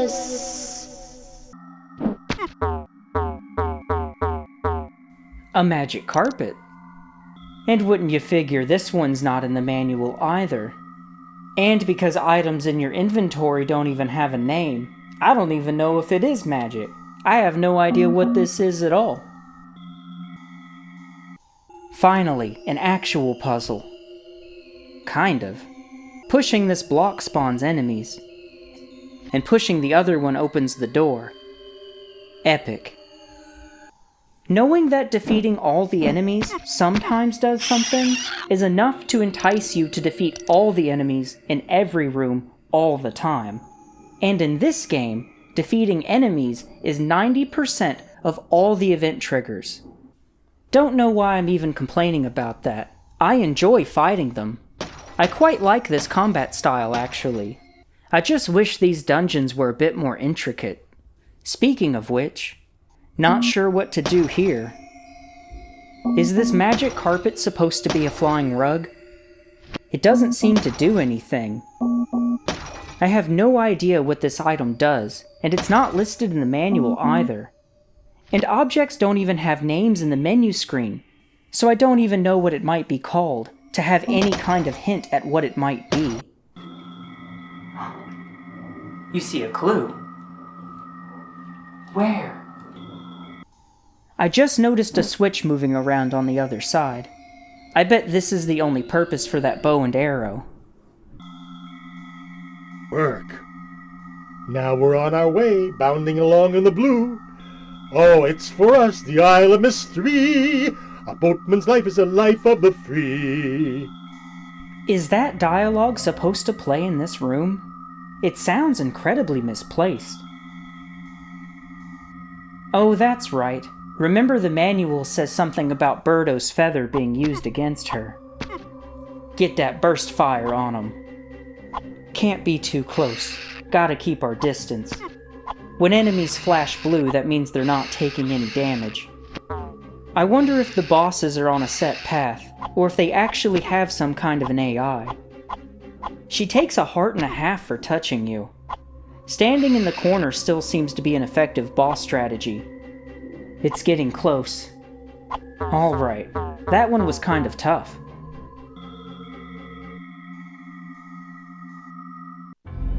Behold, the triple cheese of plenty. Your quest continues to the northwest, to a place of burial where destiny can be challenged.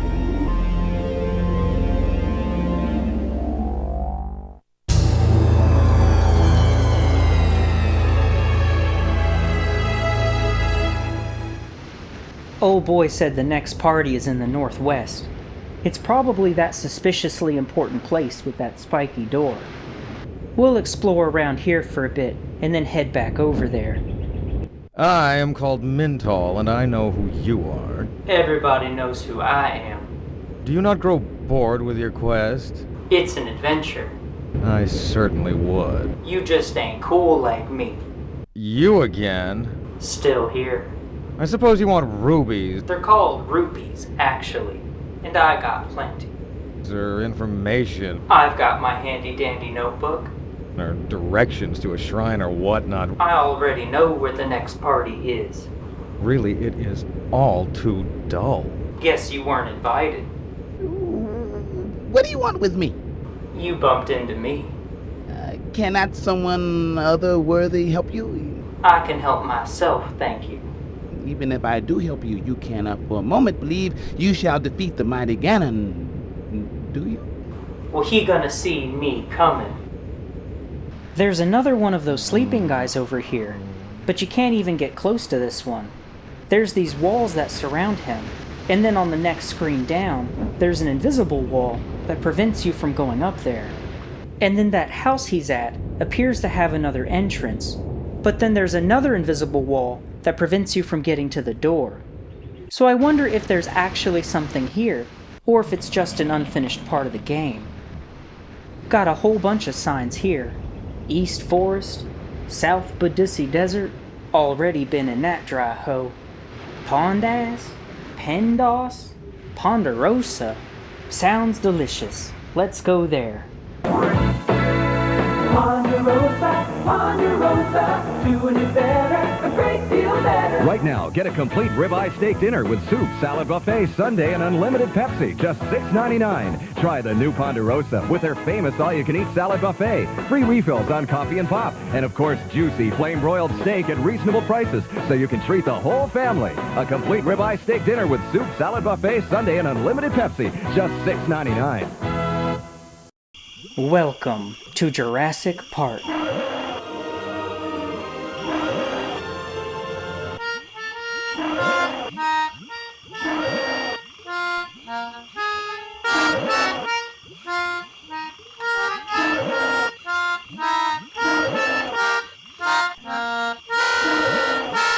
Great movie.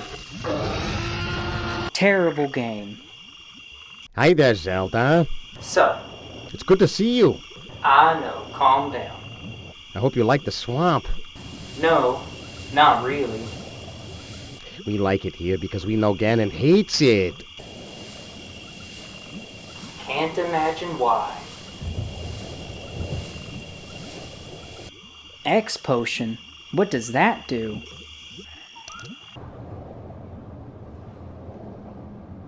This is either gonna be really good or really bad. Repellent. Bottle marked X. This scares away swamp Zolas. So it's repellent to scare away Zoras. How useful. They don't even aim at you to begin with. And you might think that it's for those monsters roaming around the swamp, but no. Actually, those are an all-new original enemy called Alligaroos. I do love their stock dinosaur cries, though. So I guess the repellent is yet another pointless item. Zelda, we pray you walk softly here and bring no enemies on us. We have built our village on the Barakno Marsh as a refuge to avoid Ganon's fellows. The Dome House is the home of our philosopher, Serum View, whose logic is not always easy to follow.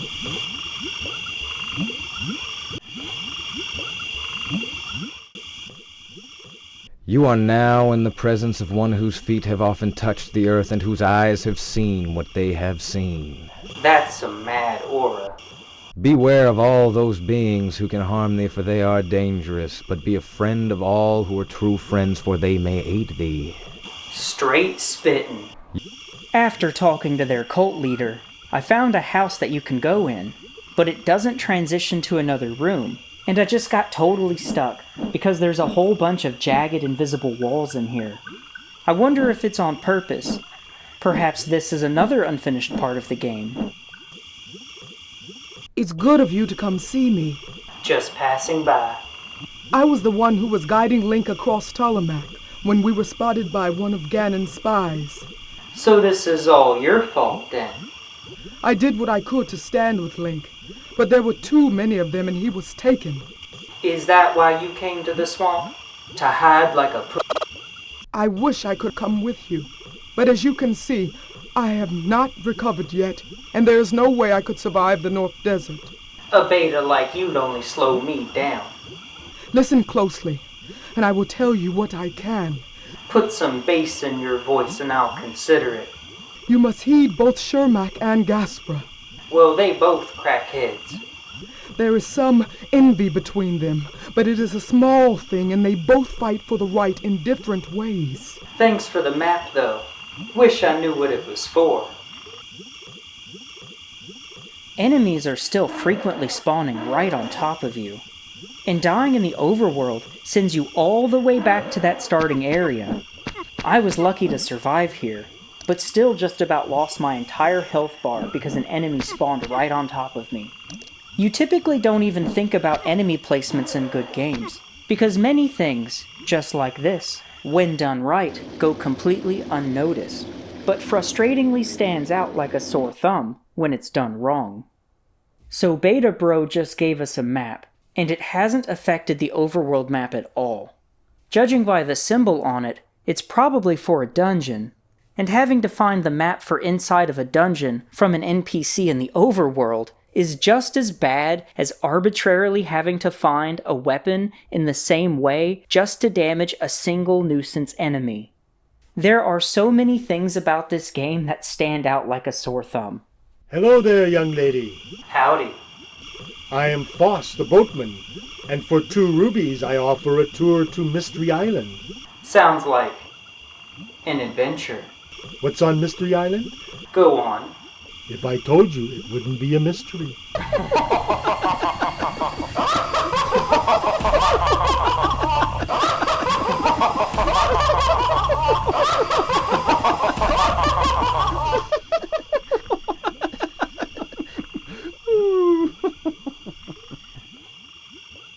You're not funny. Here, go buy yourself some better jokes. Hey, you said this was a tour, and you can't even be bothered to show me around? Well, now hang on now. That's a beautiful find. And I was low on health, too. You know what? Mystery Island's all right. We're gonna row our boat merrily, merrily back down the stream. Hey, you got any other tours? I'll write you some better jokes. There's another house here that you can't go in, but you actually can't go into this one, which makes me wonder about what the deal is with that other one. Ah, we're at the beach.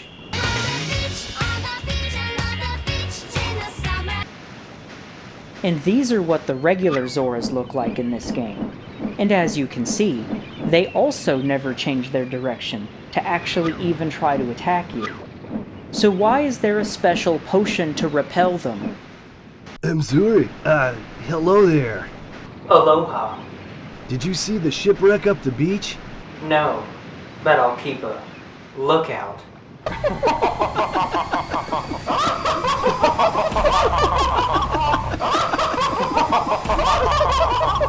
It happened many storms ago, and I've collected some of the things from the wreck here. That's quite a collection. I'll sell them to you if you wish. Why, thank you. Why is Bro sitting in the sand and not on the blanket? Isn't that what that's for? Did they just misplace the sprite? Maybe the blanket was supposed to be purchasable. It kind of looks like that unnamed item that I found in the Air Shrine. So many questions. Oh, it's you again. On site. This is the definition of on site. Nigga, as soon as I see you on the street. Wait, I just killed that squid in like 4 hits. So what's the deal with this? So I looked it up, and it turns out that they are completely invincible unless you've completed at least 2 dungeons. That is such a lame mechanic, because you'd have no way to know, and I was just wasting loads of time and ammo on it before. Though seabirds also die a lot faster now. So then each slice of the celestial pizza adds power to your attacks. And the swamp wraps back around down to the same beach that we saw earlier. Oh look, more pointlessly placed Zoras shooting at nothing. At least these ones on the very next screen are actually aiming across a path that you'd have to walk through. If they don't move, you've got to at least place them in such a way that they'll shoot in a meaningful direction. And something that I'm just now noticing is that I have very rarely seen 2 different enemy types on the same screen. I wonder if that's a limitation of the CDI, or if it's just out of negligence. Because enemies like this might create an interesting obstacle if there was another enemy type that was moving around. Well, what do we have here? There be treasure! There be treasure! But how do we get it? That other orb up there might be a switch. Let's see what can hit it from this angle. Way too high, but I think that's gonna work.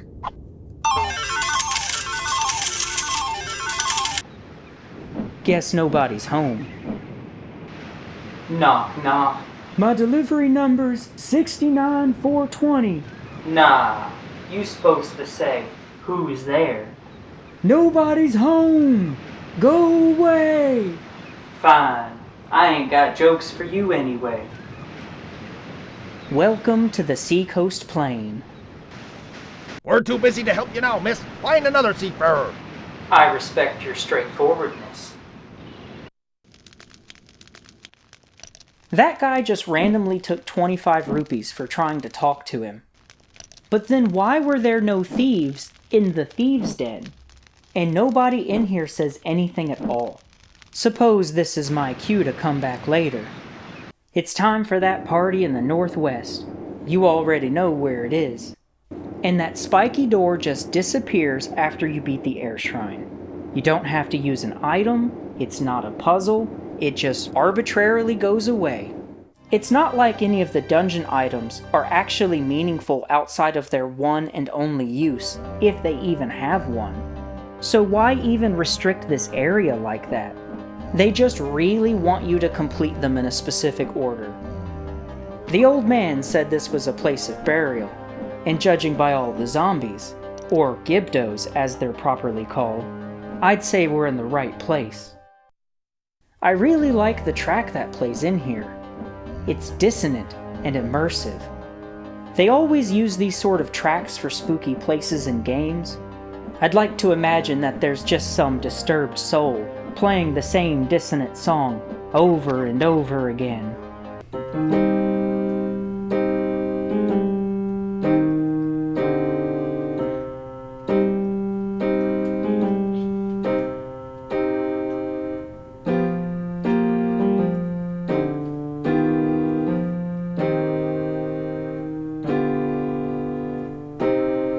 Come on, old man. It's too late for this. Will I have to practice every day, or else I'll forget it? Well, can you at least play another song? Ah.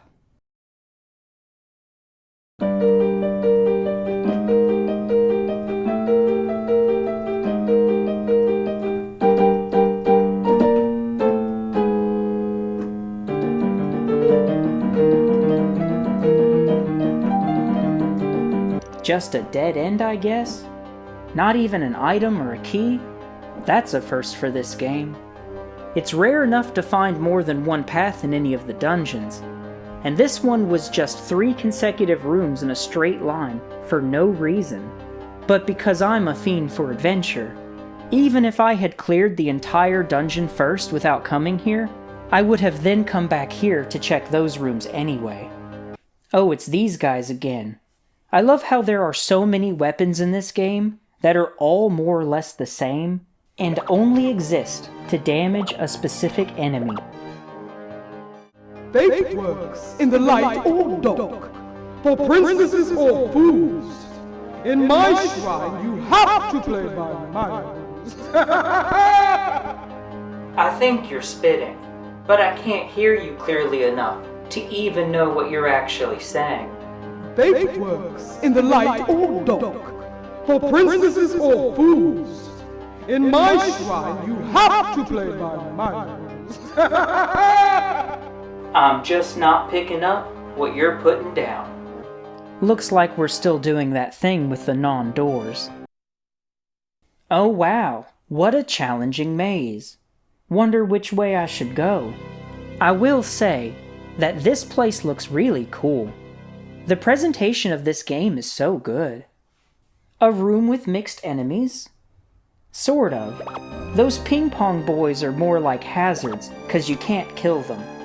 They're especially pricks in A Link to the Past, because they also sap your magic away. I didn't even know these things had a name, but they're called bubbles apparently. But they call it something different in this game. Zombie bros take a lot of hits to kill. But unlike the other nuisance enemies, having a lot of HP is kind of their thing. I really like how you can freeze and smash them in A Link to the Past. And in other games, you can burn them to reveal either a Redead, like in Majora's Mask, or a Stalfos, like in Minish Cap. But I don't think they've got any kind of weakness in this game, though. But naturally, beating all of the monsters except that bouncy thing opens the door to the next room. But we also get the all-so-handy compass. What a treat. Oh, yay. Monsters being right in front of the door has been such a recurrent issue. So now I gotta run all of that back and fight all of those mummies again. Oh great, that's a fun mechanic. Probably the most interesting thing to happen in a dungeon so far though. The classic swinging spike blocks. Not getting baited into trying the fake doors here. Let's have a look at the map. I've never found one in this dungeon, so this must be the one that guy gave us. And wouldn't you know, this dungeon is also a straight shot. So here's the entrance to the dungeon. But I wonder if this was supposed to be, since it was just a dead end and there was nothing there. Are these empty rooms just supposed to serve as a mood-setting piece? You could at least put something here. A checkpoint would be nice. Or at least a health refill. Down into the depths we go. The brick oven catacombs of Destiny's deepest dish. A few moments later. Ah, the great magic users return. But you see, I hold the knowledge of your exclusive spell. What? I was trying to collect a rupee and fell into a hole. But the rupee was there, And the wizard was standing there too. Visual clarity is such a recurrent problem. And now we gotta run all that back again. And then of course, we gotta pair up anxious mechanics together. So the floor is again slippery like ice. They really like that low traction gimmick. But they really could have done a better job of clarifying that the black lines in the floor are a pit. Another pointless door. Why even bother to render all of these doors if none of them are actually functional? So the black spots in the floor are supposed to be pits. Except this part right here, that's just a really dark piece of floor for no reason. Oh great. The boundaries are so fickle to navigate around. And they've paired that together with a slow startup from the slippery floor. A little longer than a few minutes later. There we go, finally. Wow, the first actual maze. Well, kind of. It's just a spiral path. A lot of boring math later. That magic shield finally being useful. I'm gonna get you. Don't worry, I'll wait. Approximately 10 hours later. Oh, you're not gonna bait me with that again. Oh, the dungeons are starting to be a bit more interesting. Suppose we flip all the switches? Are they gonna spawn enemies? Any of these gonna be a trap? Nope. Okay. Lucky guess. Zelda, I am your destiny. I weave the cloth of your quest. I measure and I... Normally I would stop to hear you out, but you got too much going on in this room, and I can't understand you anyway. Weave the cloth of your quest. I measure and I cut what you lose. I deem what is fated and what is best. And I... Alright, I hear you. You need to get out of my head, though. For I am Malmord, who controls future and past. And I will make us even in magic and might. Okay. Leave you no power to choose. And then I killed the voice in my head. I literally killed her. That's concerning. Sent her back to hell in a fiery explosion. But so long as you catch the dough, nothing else matters. Behold, the deep dish of destiny.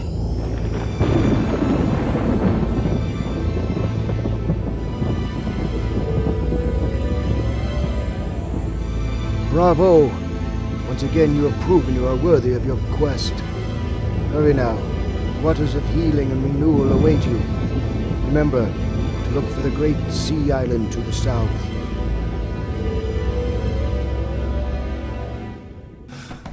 Come to the southern islands, where nobody will bother you. Explore the wonders of tragedy.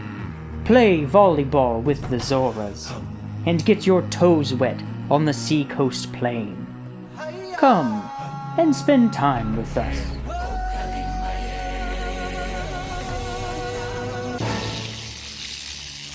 So now you tell me to hit the sea.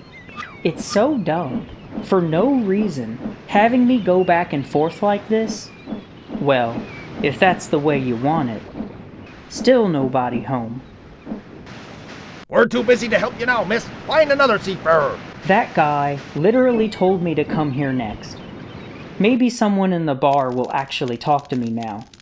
No, but bro happily took another 25 off the top. Missouri, you're a small thing to be lost in a rough place like this. You won't learn anything from any of these. They've been to sea too long and their brains are scrambled. Not a sukazote. Okay, thanks, Mario. Man, I hate seeing all of my heroes washed up like this. And if you do drugs, you go to hell before you die.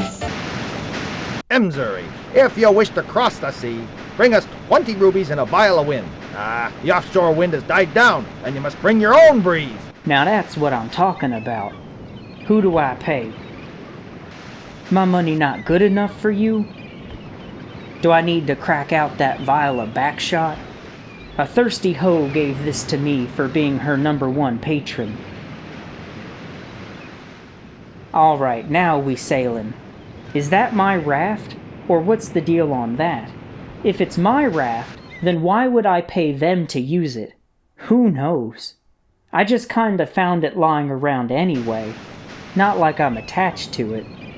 The manual says, ride a raft across water. No shit. If a raft is available, it appears in the location where it can be used, or it can be selected from the inventory screen. Walk onto the raft and it starts to move. You can walk around the raft, but you can't get off until it stops at its destination. Such a lengthy description, and somehow I have more questions now than I did before I read it. So it's an activatable item, but only in a certain location. But how do you know where you can use it? Usually in games like this, when you find an item, you'd get a little blurb that says something like, use the raft at a dock to cross the sea. They ain't got time for that here though, 'cause then they'd have to do that for every item, and half of them are pointless anyway. Ah, the Seacoast Plain. They got a 1-star review. All of the shops are, quote, too busy to help me. Dude at the bar took my money and never brought my order. The view was nice, but there's nothing to do here. My Airbnb was locked, and I wasn't able to get in. I stayed at the boathouse and couldn't understand a single word anyone said. There's a guy running around town saying that everyone's brain is scrambled. The Loch Ness Monster, Lapras, Raparasu. It must be happy hour Fridays at Union Cave. Alright, well, I wasn't ready. There's a monster out there in them waters. They say she leads you to a treasure in Hazy Maze Cave. A sea monster got my hair wet and stole my dignity. Aye, she took me left ear. And your hand, too.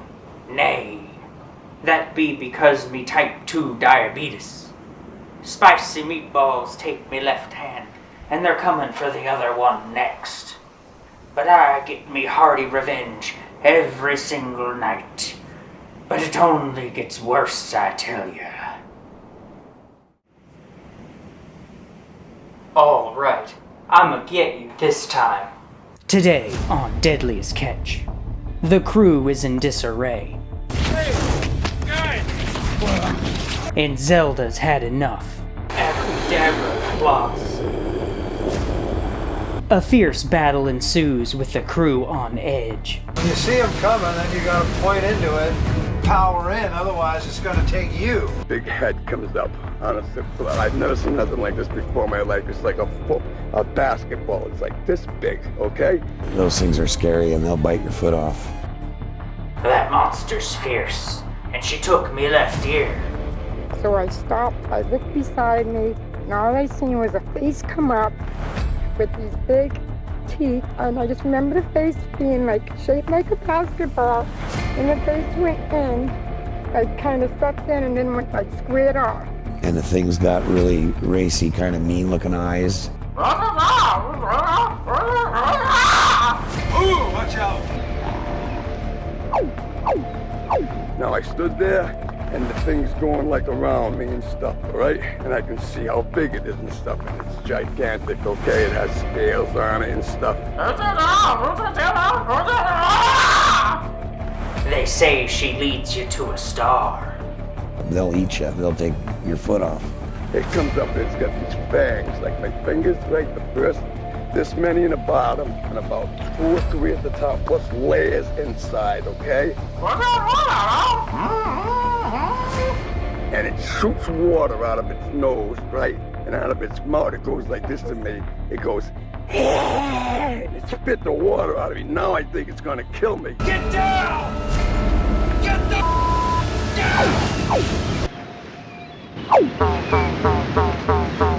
It's the Deadliest Catch.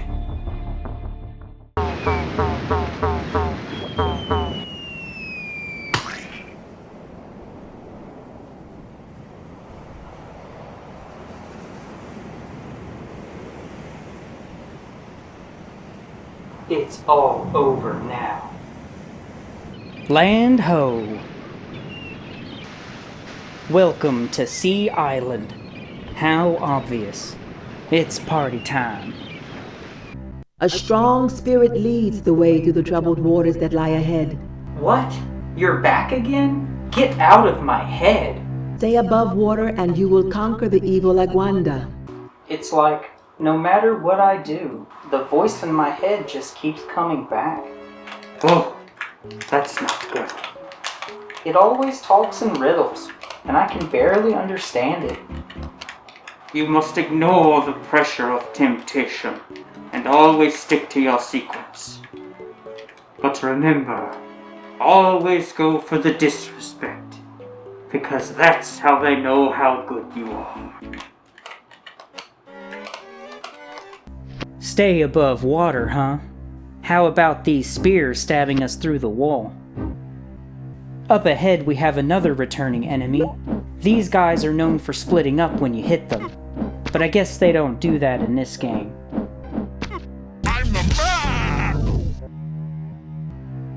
I just picked something up when I entered this room, but you can barely tell that it's there, and might have missed it. I am Aguanda, and this is my realm. I control the waters of life and renewal. I will dry up even your tears, little one. In the name of the Most High, be gone, evil spirit. Turns out it was a plank for you to cross this bridge in the very next room.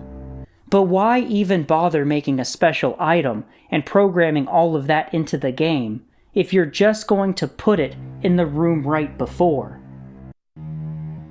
I am the South Kelpie. It is my honor to fight you for my mistress, the Great Aguanda. Oh great. Another enemy where you gotta use a specific weapon to beat it.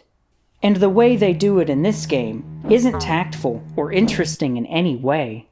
It's just obnoxious and annoying. Turns out we have to use the blue ring this time, which is really dumb, because it costs 26 rupees to fire it. So you've got to spend around 100 rupees or so just to kill this one enemy. Hey, rubies to play! Wait, what? Was that another misplaced dialogue clip? I love how the octopus growls at you, though. I think they recycled the moblin cry for it. Really? There's another one of these Kelpie guys? I really hope they don't respawn if I have to leave and farm. This is ridiculous. I am the North Kelpie, guardian of the whirlpool that lies beyond! So the North Kelpie is in the south, but then the South Kelpie is in the north. I feel like they misplaced each other's voice clips. Unfortunately, we're only halfway through the dungeon so far, and the maps are still hardly useful. At least all the dungeons are more or less a straight path. I guess the squids also squeal like pigs too. I know you've come to steal the water of life. Actually, I'm here for a piece of that pie.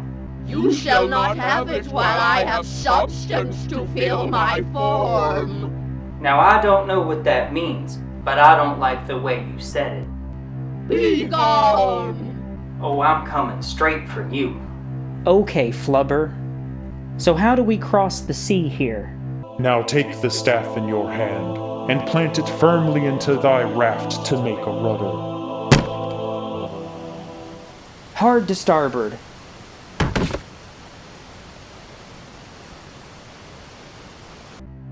Bingo. Now let's see where we are. Exactly what I thought. So we went hard right, but then ended up at the top left. And the entire dungeon is still just a straight shot, just like all the rest. What is going on with these enemies? They're like stuck on top of each other. There is just no need for an enemy like this to just take so many hits. And you can't even reach them. A little longer than a few minutes later. Oh, come on. Die already. A few minutes later. Well, guess I'm out of ammo now. Spent all my rupees trying to kill these turtles. Now what am I gonna do? Now take the staff in your hand, and plant it firmly into thy raft to make a rudder. Oh, I'ma get you now. Or maybe not. You got lucky this time. Turtle Bunga, we're sewer surfing now. Y'all stay over there, though. Oh, come on. I'm the Escalping. I bar the way to my mistress, the wonderful Aguanda. Sorry, I ain't got time for you right now. Oh, my holiest of holies. Enemy right in front of the door.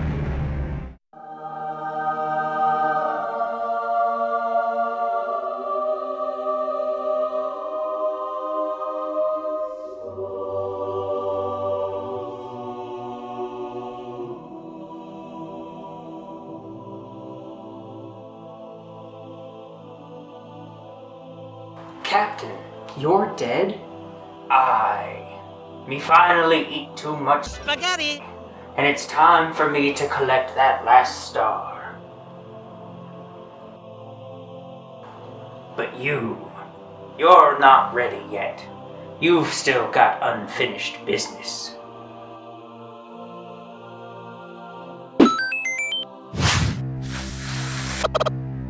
And those mini-bosses totally respawn. So I need to bring like 500 rupees to complete this dungeon. That's so f***ing stupid. Well, I guess we better get to it.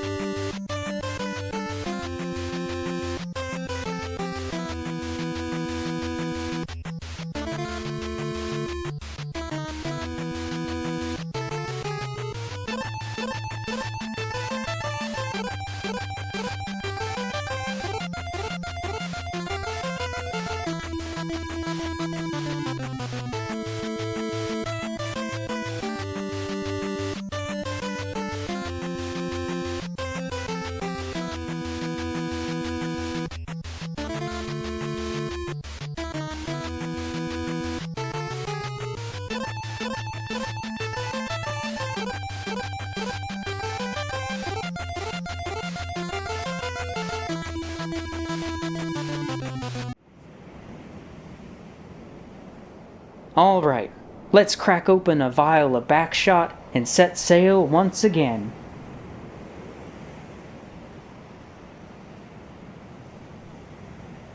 It's the deadliest catch. Jesus, Michael, Ezekiel, Emmanuel, Christ. And I have to fight the sea monster again too? I would have brought more health. Abracadabra, claws.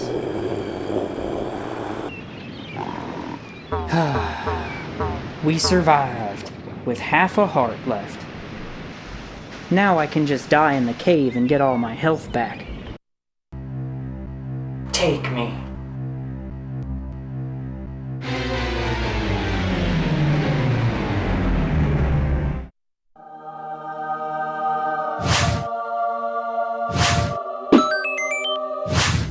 Alright, round 2. Water dungeons have such a bad reputation in Zelda games, and this one's issue is that it's just so expensive to beat, so we gotta run it all back. I am the South Kelpie. I am the North Kelpie. Now take the staff in your hand, and plant it firmly into thy raft to make a rudder. Hard to starboard.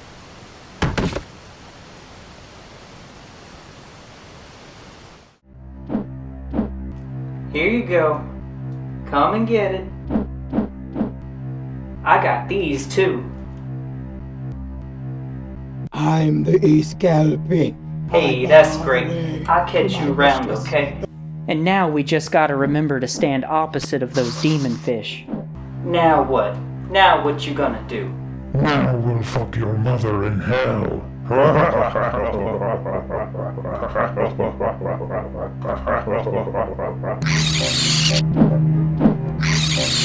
Those are the cries of your deceased mother, getting infinitely spread by the abyss.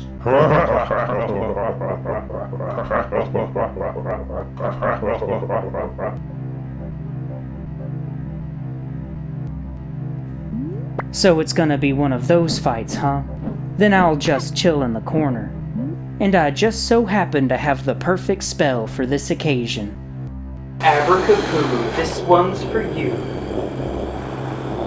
It's only a matter of time now, but I can't risk dying here. Can't risk dying here. Minty. Hey, that's pretty good. With full health, I can afford to be a bit more aggressive, but unfortunately, touching him does so much more than his usual attack. I've never been a fan of that design in games. This thing's taken a lot of hits. I wonder if it has some sort of weakness to a particular weapon.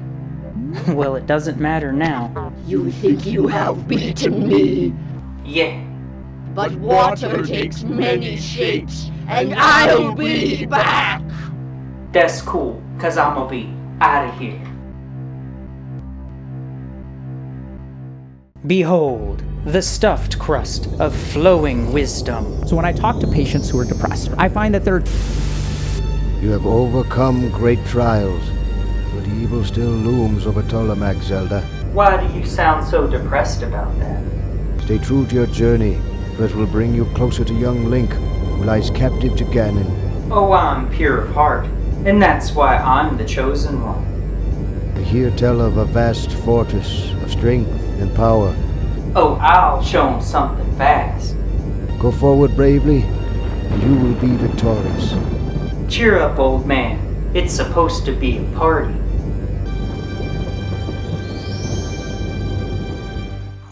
It's all over now.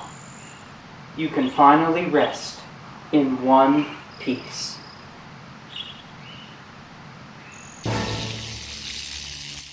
Now, to the Fortress of Doom we go. Do you know the way to the Fortress of Doom? We have to go around the beach, cross the swamp, and through the forest. Let's go! The locals aren't very friendly, but it's a lovely place, with a lovely view. Beautiful. Ah, Zelda. It's me, Sir Basil. Oh yes, I love basil. You fared well so far on your difficult journey. Pretty good, actually. You will shortly be meeting Ursor. Use well your knowledge of the broadsword. Oh, I should definitely write that down. Hey, thanks for the tip, both figuratively and literally. Welcome to my quarry, young one. Why, thank you.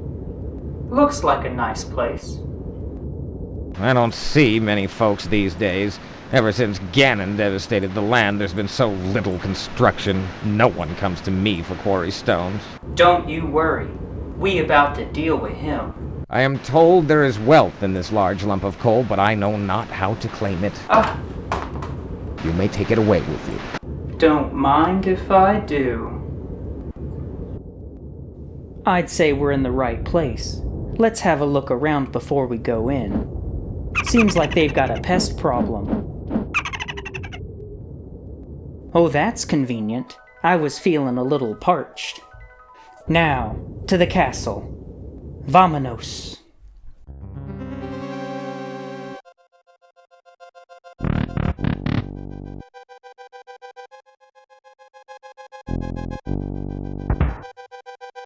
Physical strength is the next test for you, Zelda. Well, then this'll be easy. Prepare for the dangerous series of contests just ahead. Then prepare I shall. So then I'll just buy everything, I guess. Let's see, we got flowers, a ribbon, and Chemical X. None of these things are listed in the manual. This is gonna be great.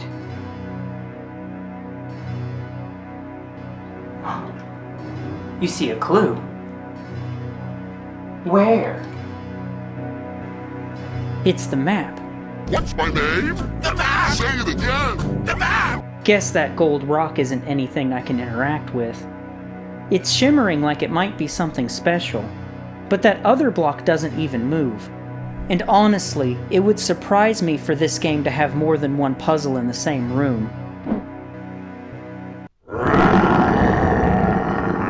A foe has entered my realm.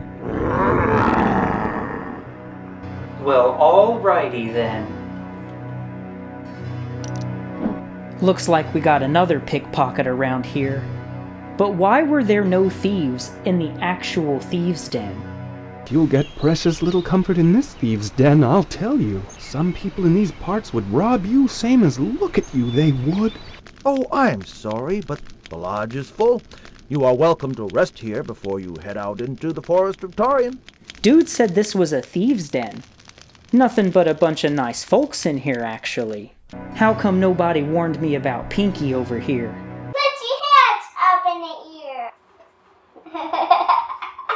It's wise of you to halt a spell with me, young one. I'm sorry. What? I know a little of what lies concealed in the realm of combat. You must gain skill in every weapon before meeting the mighty Ursor. Okay, guy. Hello, young one. Hey there. You look like a friendly face. And pure of heart. It's been many a year since I've sat down with a young woman like you to talk over my troubles. Flattered.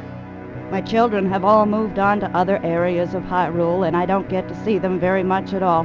Well, I'm sure that leaves you feeling quite lonely. Did you know that Morgan has been seeing the maid Vanity? No, I never heard that before. Should I write that down? I don't think it's at all suitable. You know what? Me neither. Am I boring you? Oh no, please. Go on. Would you like a marshmallow?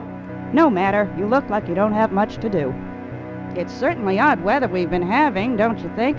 Well, it was a lovely day out when I got here. My, this water jug is becoming heavy. Well, why don't you put that down and have a drink? I wish my husband had installed running water in our house, but it was just too expensive. You know how things are these days. I know. This one ring I got cost 25 rupees per cast, and I can barely even afford to use it. I guess I better be moving on. Well, it's been nice talking to you. Have a good day and watch out for the Tektites. Well, it's a good day to have, and those Tektites better watch out for me. Ta-ra! What a lovely old lady. And she was even kind enough to give us the compass, too. Oh, yay. Please, miss, I'm so thirsty. Would you draw me some water? Here, I got something better than water. You have a kind heart. Purest in all the land. My guardians rewarded you with a gold necklace to increase your magic defense. May you use it well. Alright, let's see here. Gold necklace. Once owned by a knight, the necklace is used to call upon the powers of accuracy and fire. The necklace was stolen one day by a child who thought it could be sold for food and water. But wouldn't you know, it's another weapon that someone has told me will increase defense. Maybe they actually do. Who knows? Welcome, Zelda. Hola. I've been waiting for you for many suns. That's creepy. You shouldn't tell people that. I am here to help you learn the skills of the archer. Alright, how much per play? You must learn to judge the flight of your arrow the way a hawk controls his dive. Oh, it's free, you say? Alright, let's play. And I get paid too? Be the pace of the bears before you let fly your arrow. I'll happily take all three of these. Bonus, bonus, bonus. Thank you. Thank you. I would like to play again, please. Oh, she's gone. That's a cute trap. Glad I just happened to have the bow equipped, or I might have walked over there. So knowing these are probably trapped, we'll shoot them close to the other door. Ta-da! But what is it? The Roar Stick. This weapon works well against the larger creatures. Guess we'll use that on the boss then. What's this other switch gonna do? Why? You showed me the most dangerous trap that I wasn't gonna fall for, and then basically nothing happens down here? I'm so disappointed. Hello there, little one! Hey. Step up and buy a ticket to the jousting field. Certainly. Where the bravest and strongest knights in Talamac test their skills. Well, I'm here for the big show. Who knows, beautiful, you may get a chance yourself. Thank you very much. Dare you ride in the joust against the Red Knight? Well, that's why I'm here. You are so young, but take up the lance if you will. The lance, you say? I just so happen to have that spell. Little enemy, you have something stolen from me, and I am strong. Well, that was fast. He must have been who that necklace belongs to. Give it up for our new jousting champion, Princess Zelda!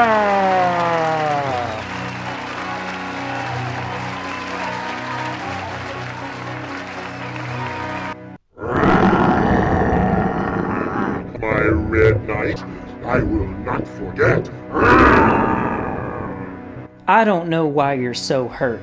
He wasn't even that strong.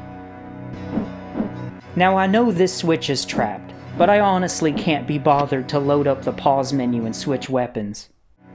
So these guys look like generic enemies, but they're actually named Iron Knuckles in this game. Now Iron Knuckles are usually one of the coolest enemies in Zelda games, but they couldn't even be bothered to give these ones an actual attack. All they do is just casually walk at you. Oh, I've seen this one before. Done this deal countless times. Now correct me if I'm wrong, but I believe this simple puzzle qualifies as the most intricate room in the entire game. There we are, nice and neat. Remember to clean your room. I like how this dungeon's theme is combat. I always really enjoyed the combat in Zelda games.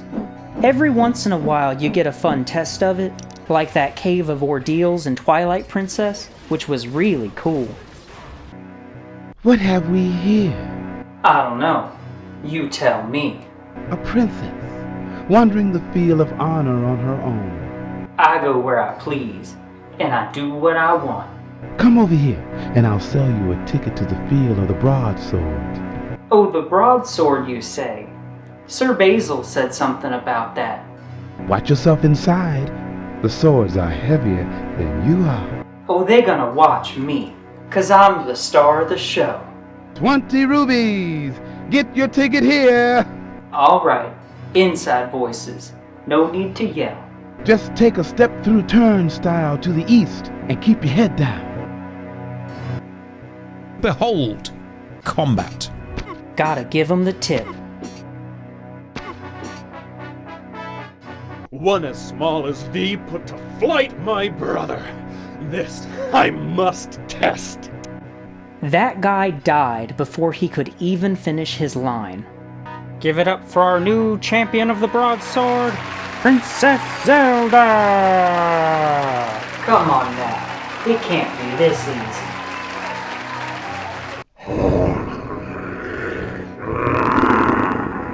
Now that sounds fierce. Some fiend has put my blue knight to shame and defeated my green knight. Well, they were a shame unto themselves. This will be punished. Oh, punish me, Daddy. And on the right, you'll see the world's largest abacus. And for whatever reason, there actually is one this big in China. The Iron Knuckles that they've turned into a nuisance enemy are actually tougher than those mini-bosses that you had to buy special tickets in order to fight. Cool decorations, though. Everything in this area shimmers like Christmas.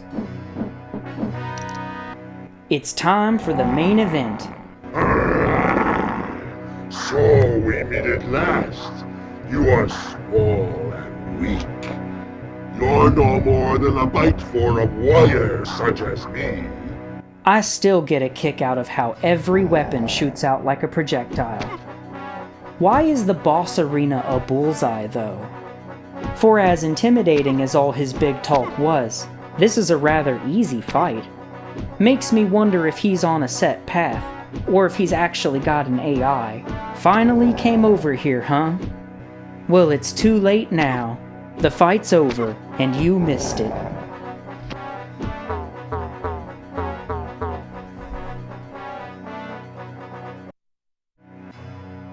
Behold, the pepperoni of power.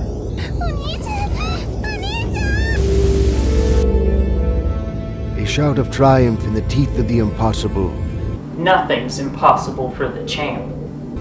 You are drawing close, but your journey will carry you far to the northwest. Okay, yep. That's the last place I ain't been yet. When many say there's a rumble in the earth. Sounds exciting. Oops, dropped my pocket. And a glow of fire. Now, something I just discovered while reading item descriptions in the manual is that the compasses you collect in dungeons warp you back to them. I wish I had known this earlier. You don't get any item descriptions for any of the items in-game, and a lot of them just aren't in the manual at all. Why would I ever read the item description for something as mundane as the dungeon-specific compass? Instead of all this cryptic, useless nonsense that you can barely understand, how about the voices in your head tell you about the special functions of items like this?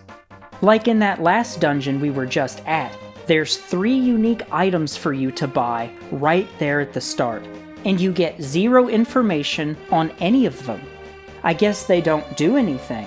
Or maybe they do something by you just having them. But who knows? Items in your inventory don't even have names. But alas, the final celestial slice awaits.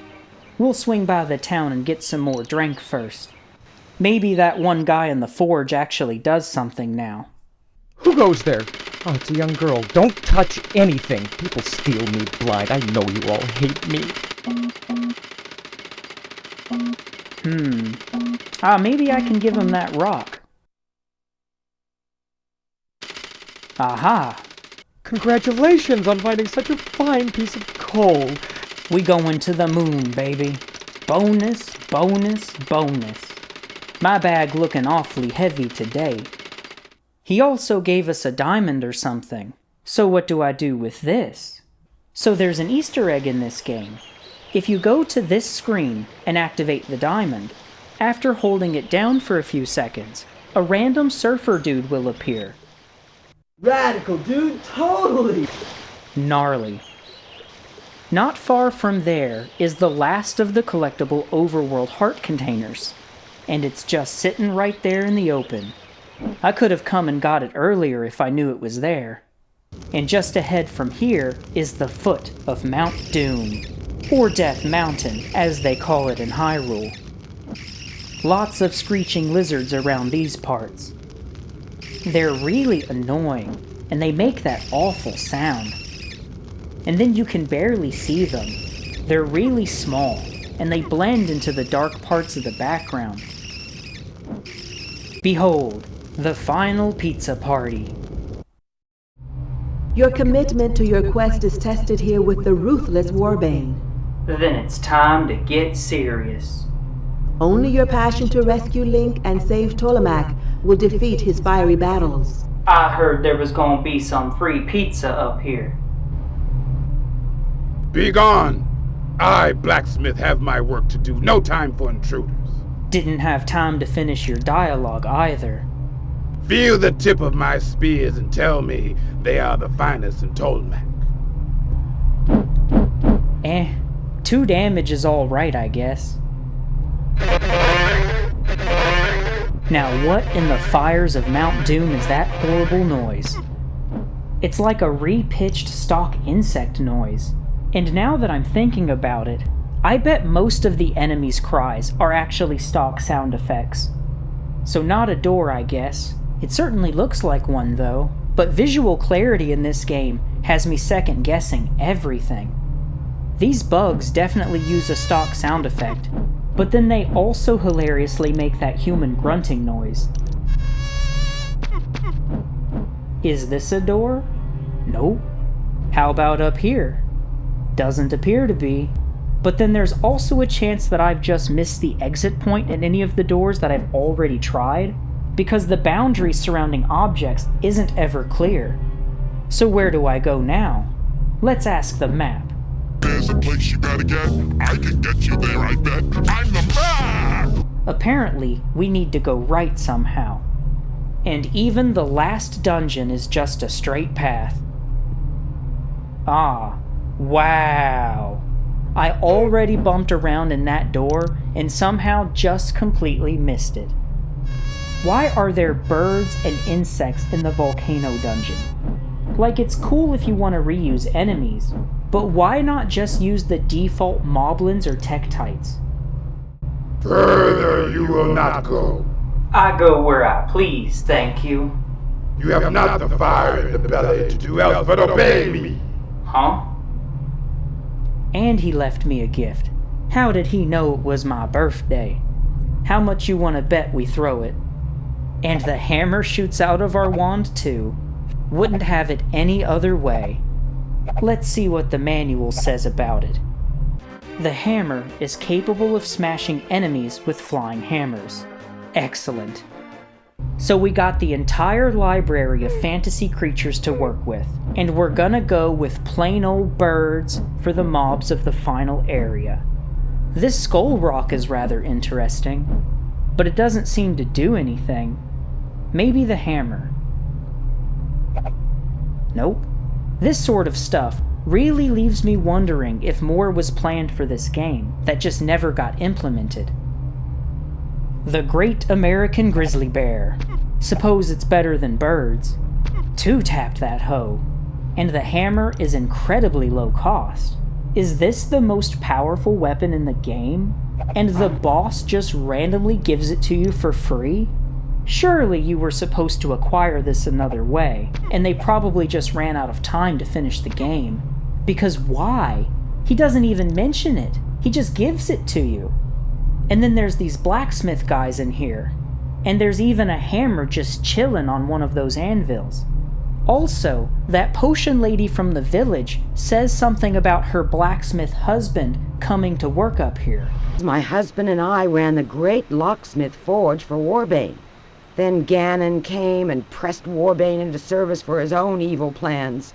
The forge was closed. Warbane built a fortified retreat of his own. There was also only one treasure chest in the entire game, and they made it a voiced character. Why, what a great event! I suppose there weren't treasure chests in either of the NES games, but I still think it's weird. So now we've got at least 3 unique enemy types that were made explicitly just for this area. So then why do we have generic insects and birds also in the volcano dungeon? Let no one say my welcome is not a warm one.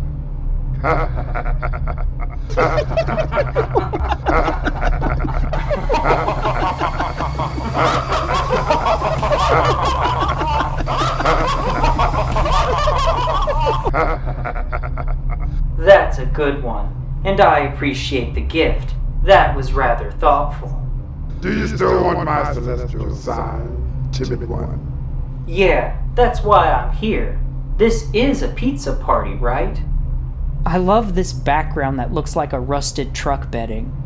I thought we were in a volcano. What era is this game supposed to take place in? Looks like we got another enemy that can only be hurt with a specific weapon.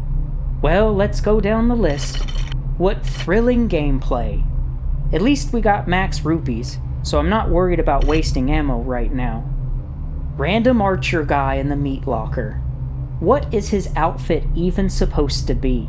Looks like he's either wearing scrubs or like a chef's fit. Aha! And I bet this singular enemy is probably the only purpose for this weapon in the entire game. This one doesn't even make sense. It's not a magical enemy. There wasn't any kind of clue about it. It wasn't in the handy-dandy notebook. It's just completely arbitrary, because they couldn't be bothered to make any of the weapons hardly different from each other. And of course, that was the only one of those enemies in the whole game. So I guess we used the weapon Trogdor gave us against himself, right? The sign is rightly my own. No slip of a girl can take it from me. Mine! Only I have the fire. Well, you just got straight cooked. I don't even know what to tell you about that. Behold, the supreme meats of courage. Oh, God, no. Zelda, life is always one order more horrifying than you expect. Yeah, no kidding. That was like some bad sleep paralysis dream. The great evil Ganon spoiled your victory. Make haste. Do not let him out of your sight. Alright then. One more bite for the road. What are you doing? Eating the free pizza. You can't eat the celestial pizza. Its sacred ingredients contain the fabric of reality and creation itself. You'll send this world to hell, Zelda.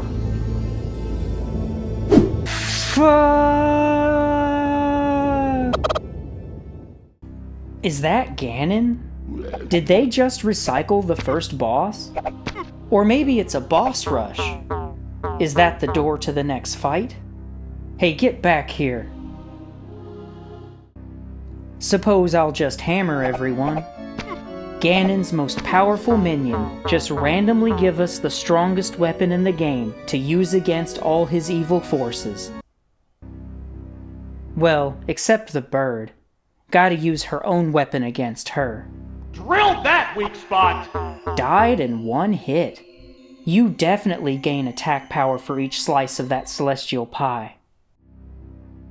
Oh, a healing area. I haven't even been hurt yet. Alright, let's see how effective it is against this guy. 1, 2, 3, 4. The number of the day is 4. Major damage! A savage hit! Whoa! Devastating! That was quick! Down already! Easiest boss rush in any game I've ever played. Oh, I was chasing that thing around like it was a door to the next fight. Well, there he is, the big man himself. Satan, Lucifer, Satan. The music here is really cool, but is that all he does? And looking back, I don't think any of the bosses ever had more than one attack. This one's so hard to avoid. He basically covers the entire screen when he does that. It's just an endurance match then. Better drink up. So you keep healing until you reach full health, even if you take damage while it's still refilling. That's neat. You can only have one attack on screen at a time, so you have to time your shots carefully in this fight.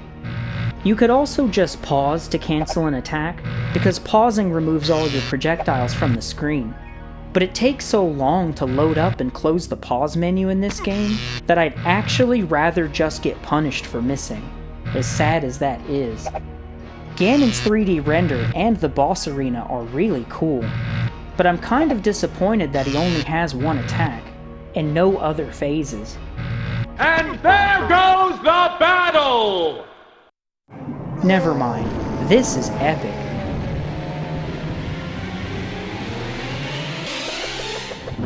What is even happening right now? Is this because I ate that pizza? I can still give it back. It's not too late.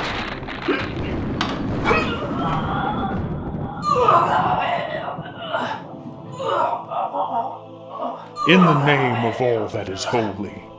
Come on, get up. What were you thinking? Why does everyone always mess everything up? You're an idiot. But commendable, I suppose. I'll turn everything back to normal again, but I'm really getting tired of doing it.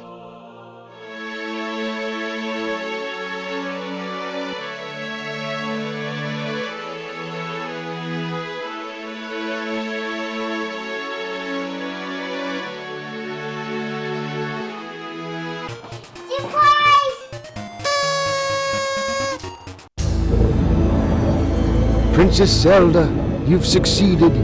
Your victory has brought peace and light back to Tolamac. Your courage and strength will not be forgotten. For now, your work is done. Off you go to celebrate Link's return. But first, remember, lessons of the heart, mercy and human kindness prevail. Above all else, farewell, young princess.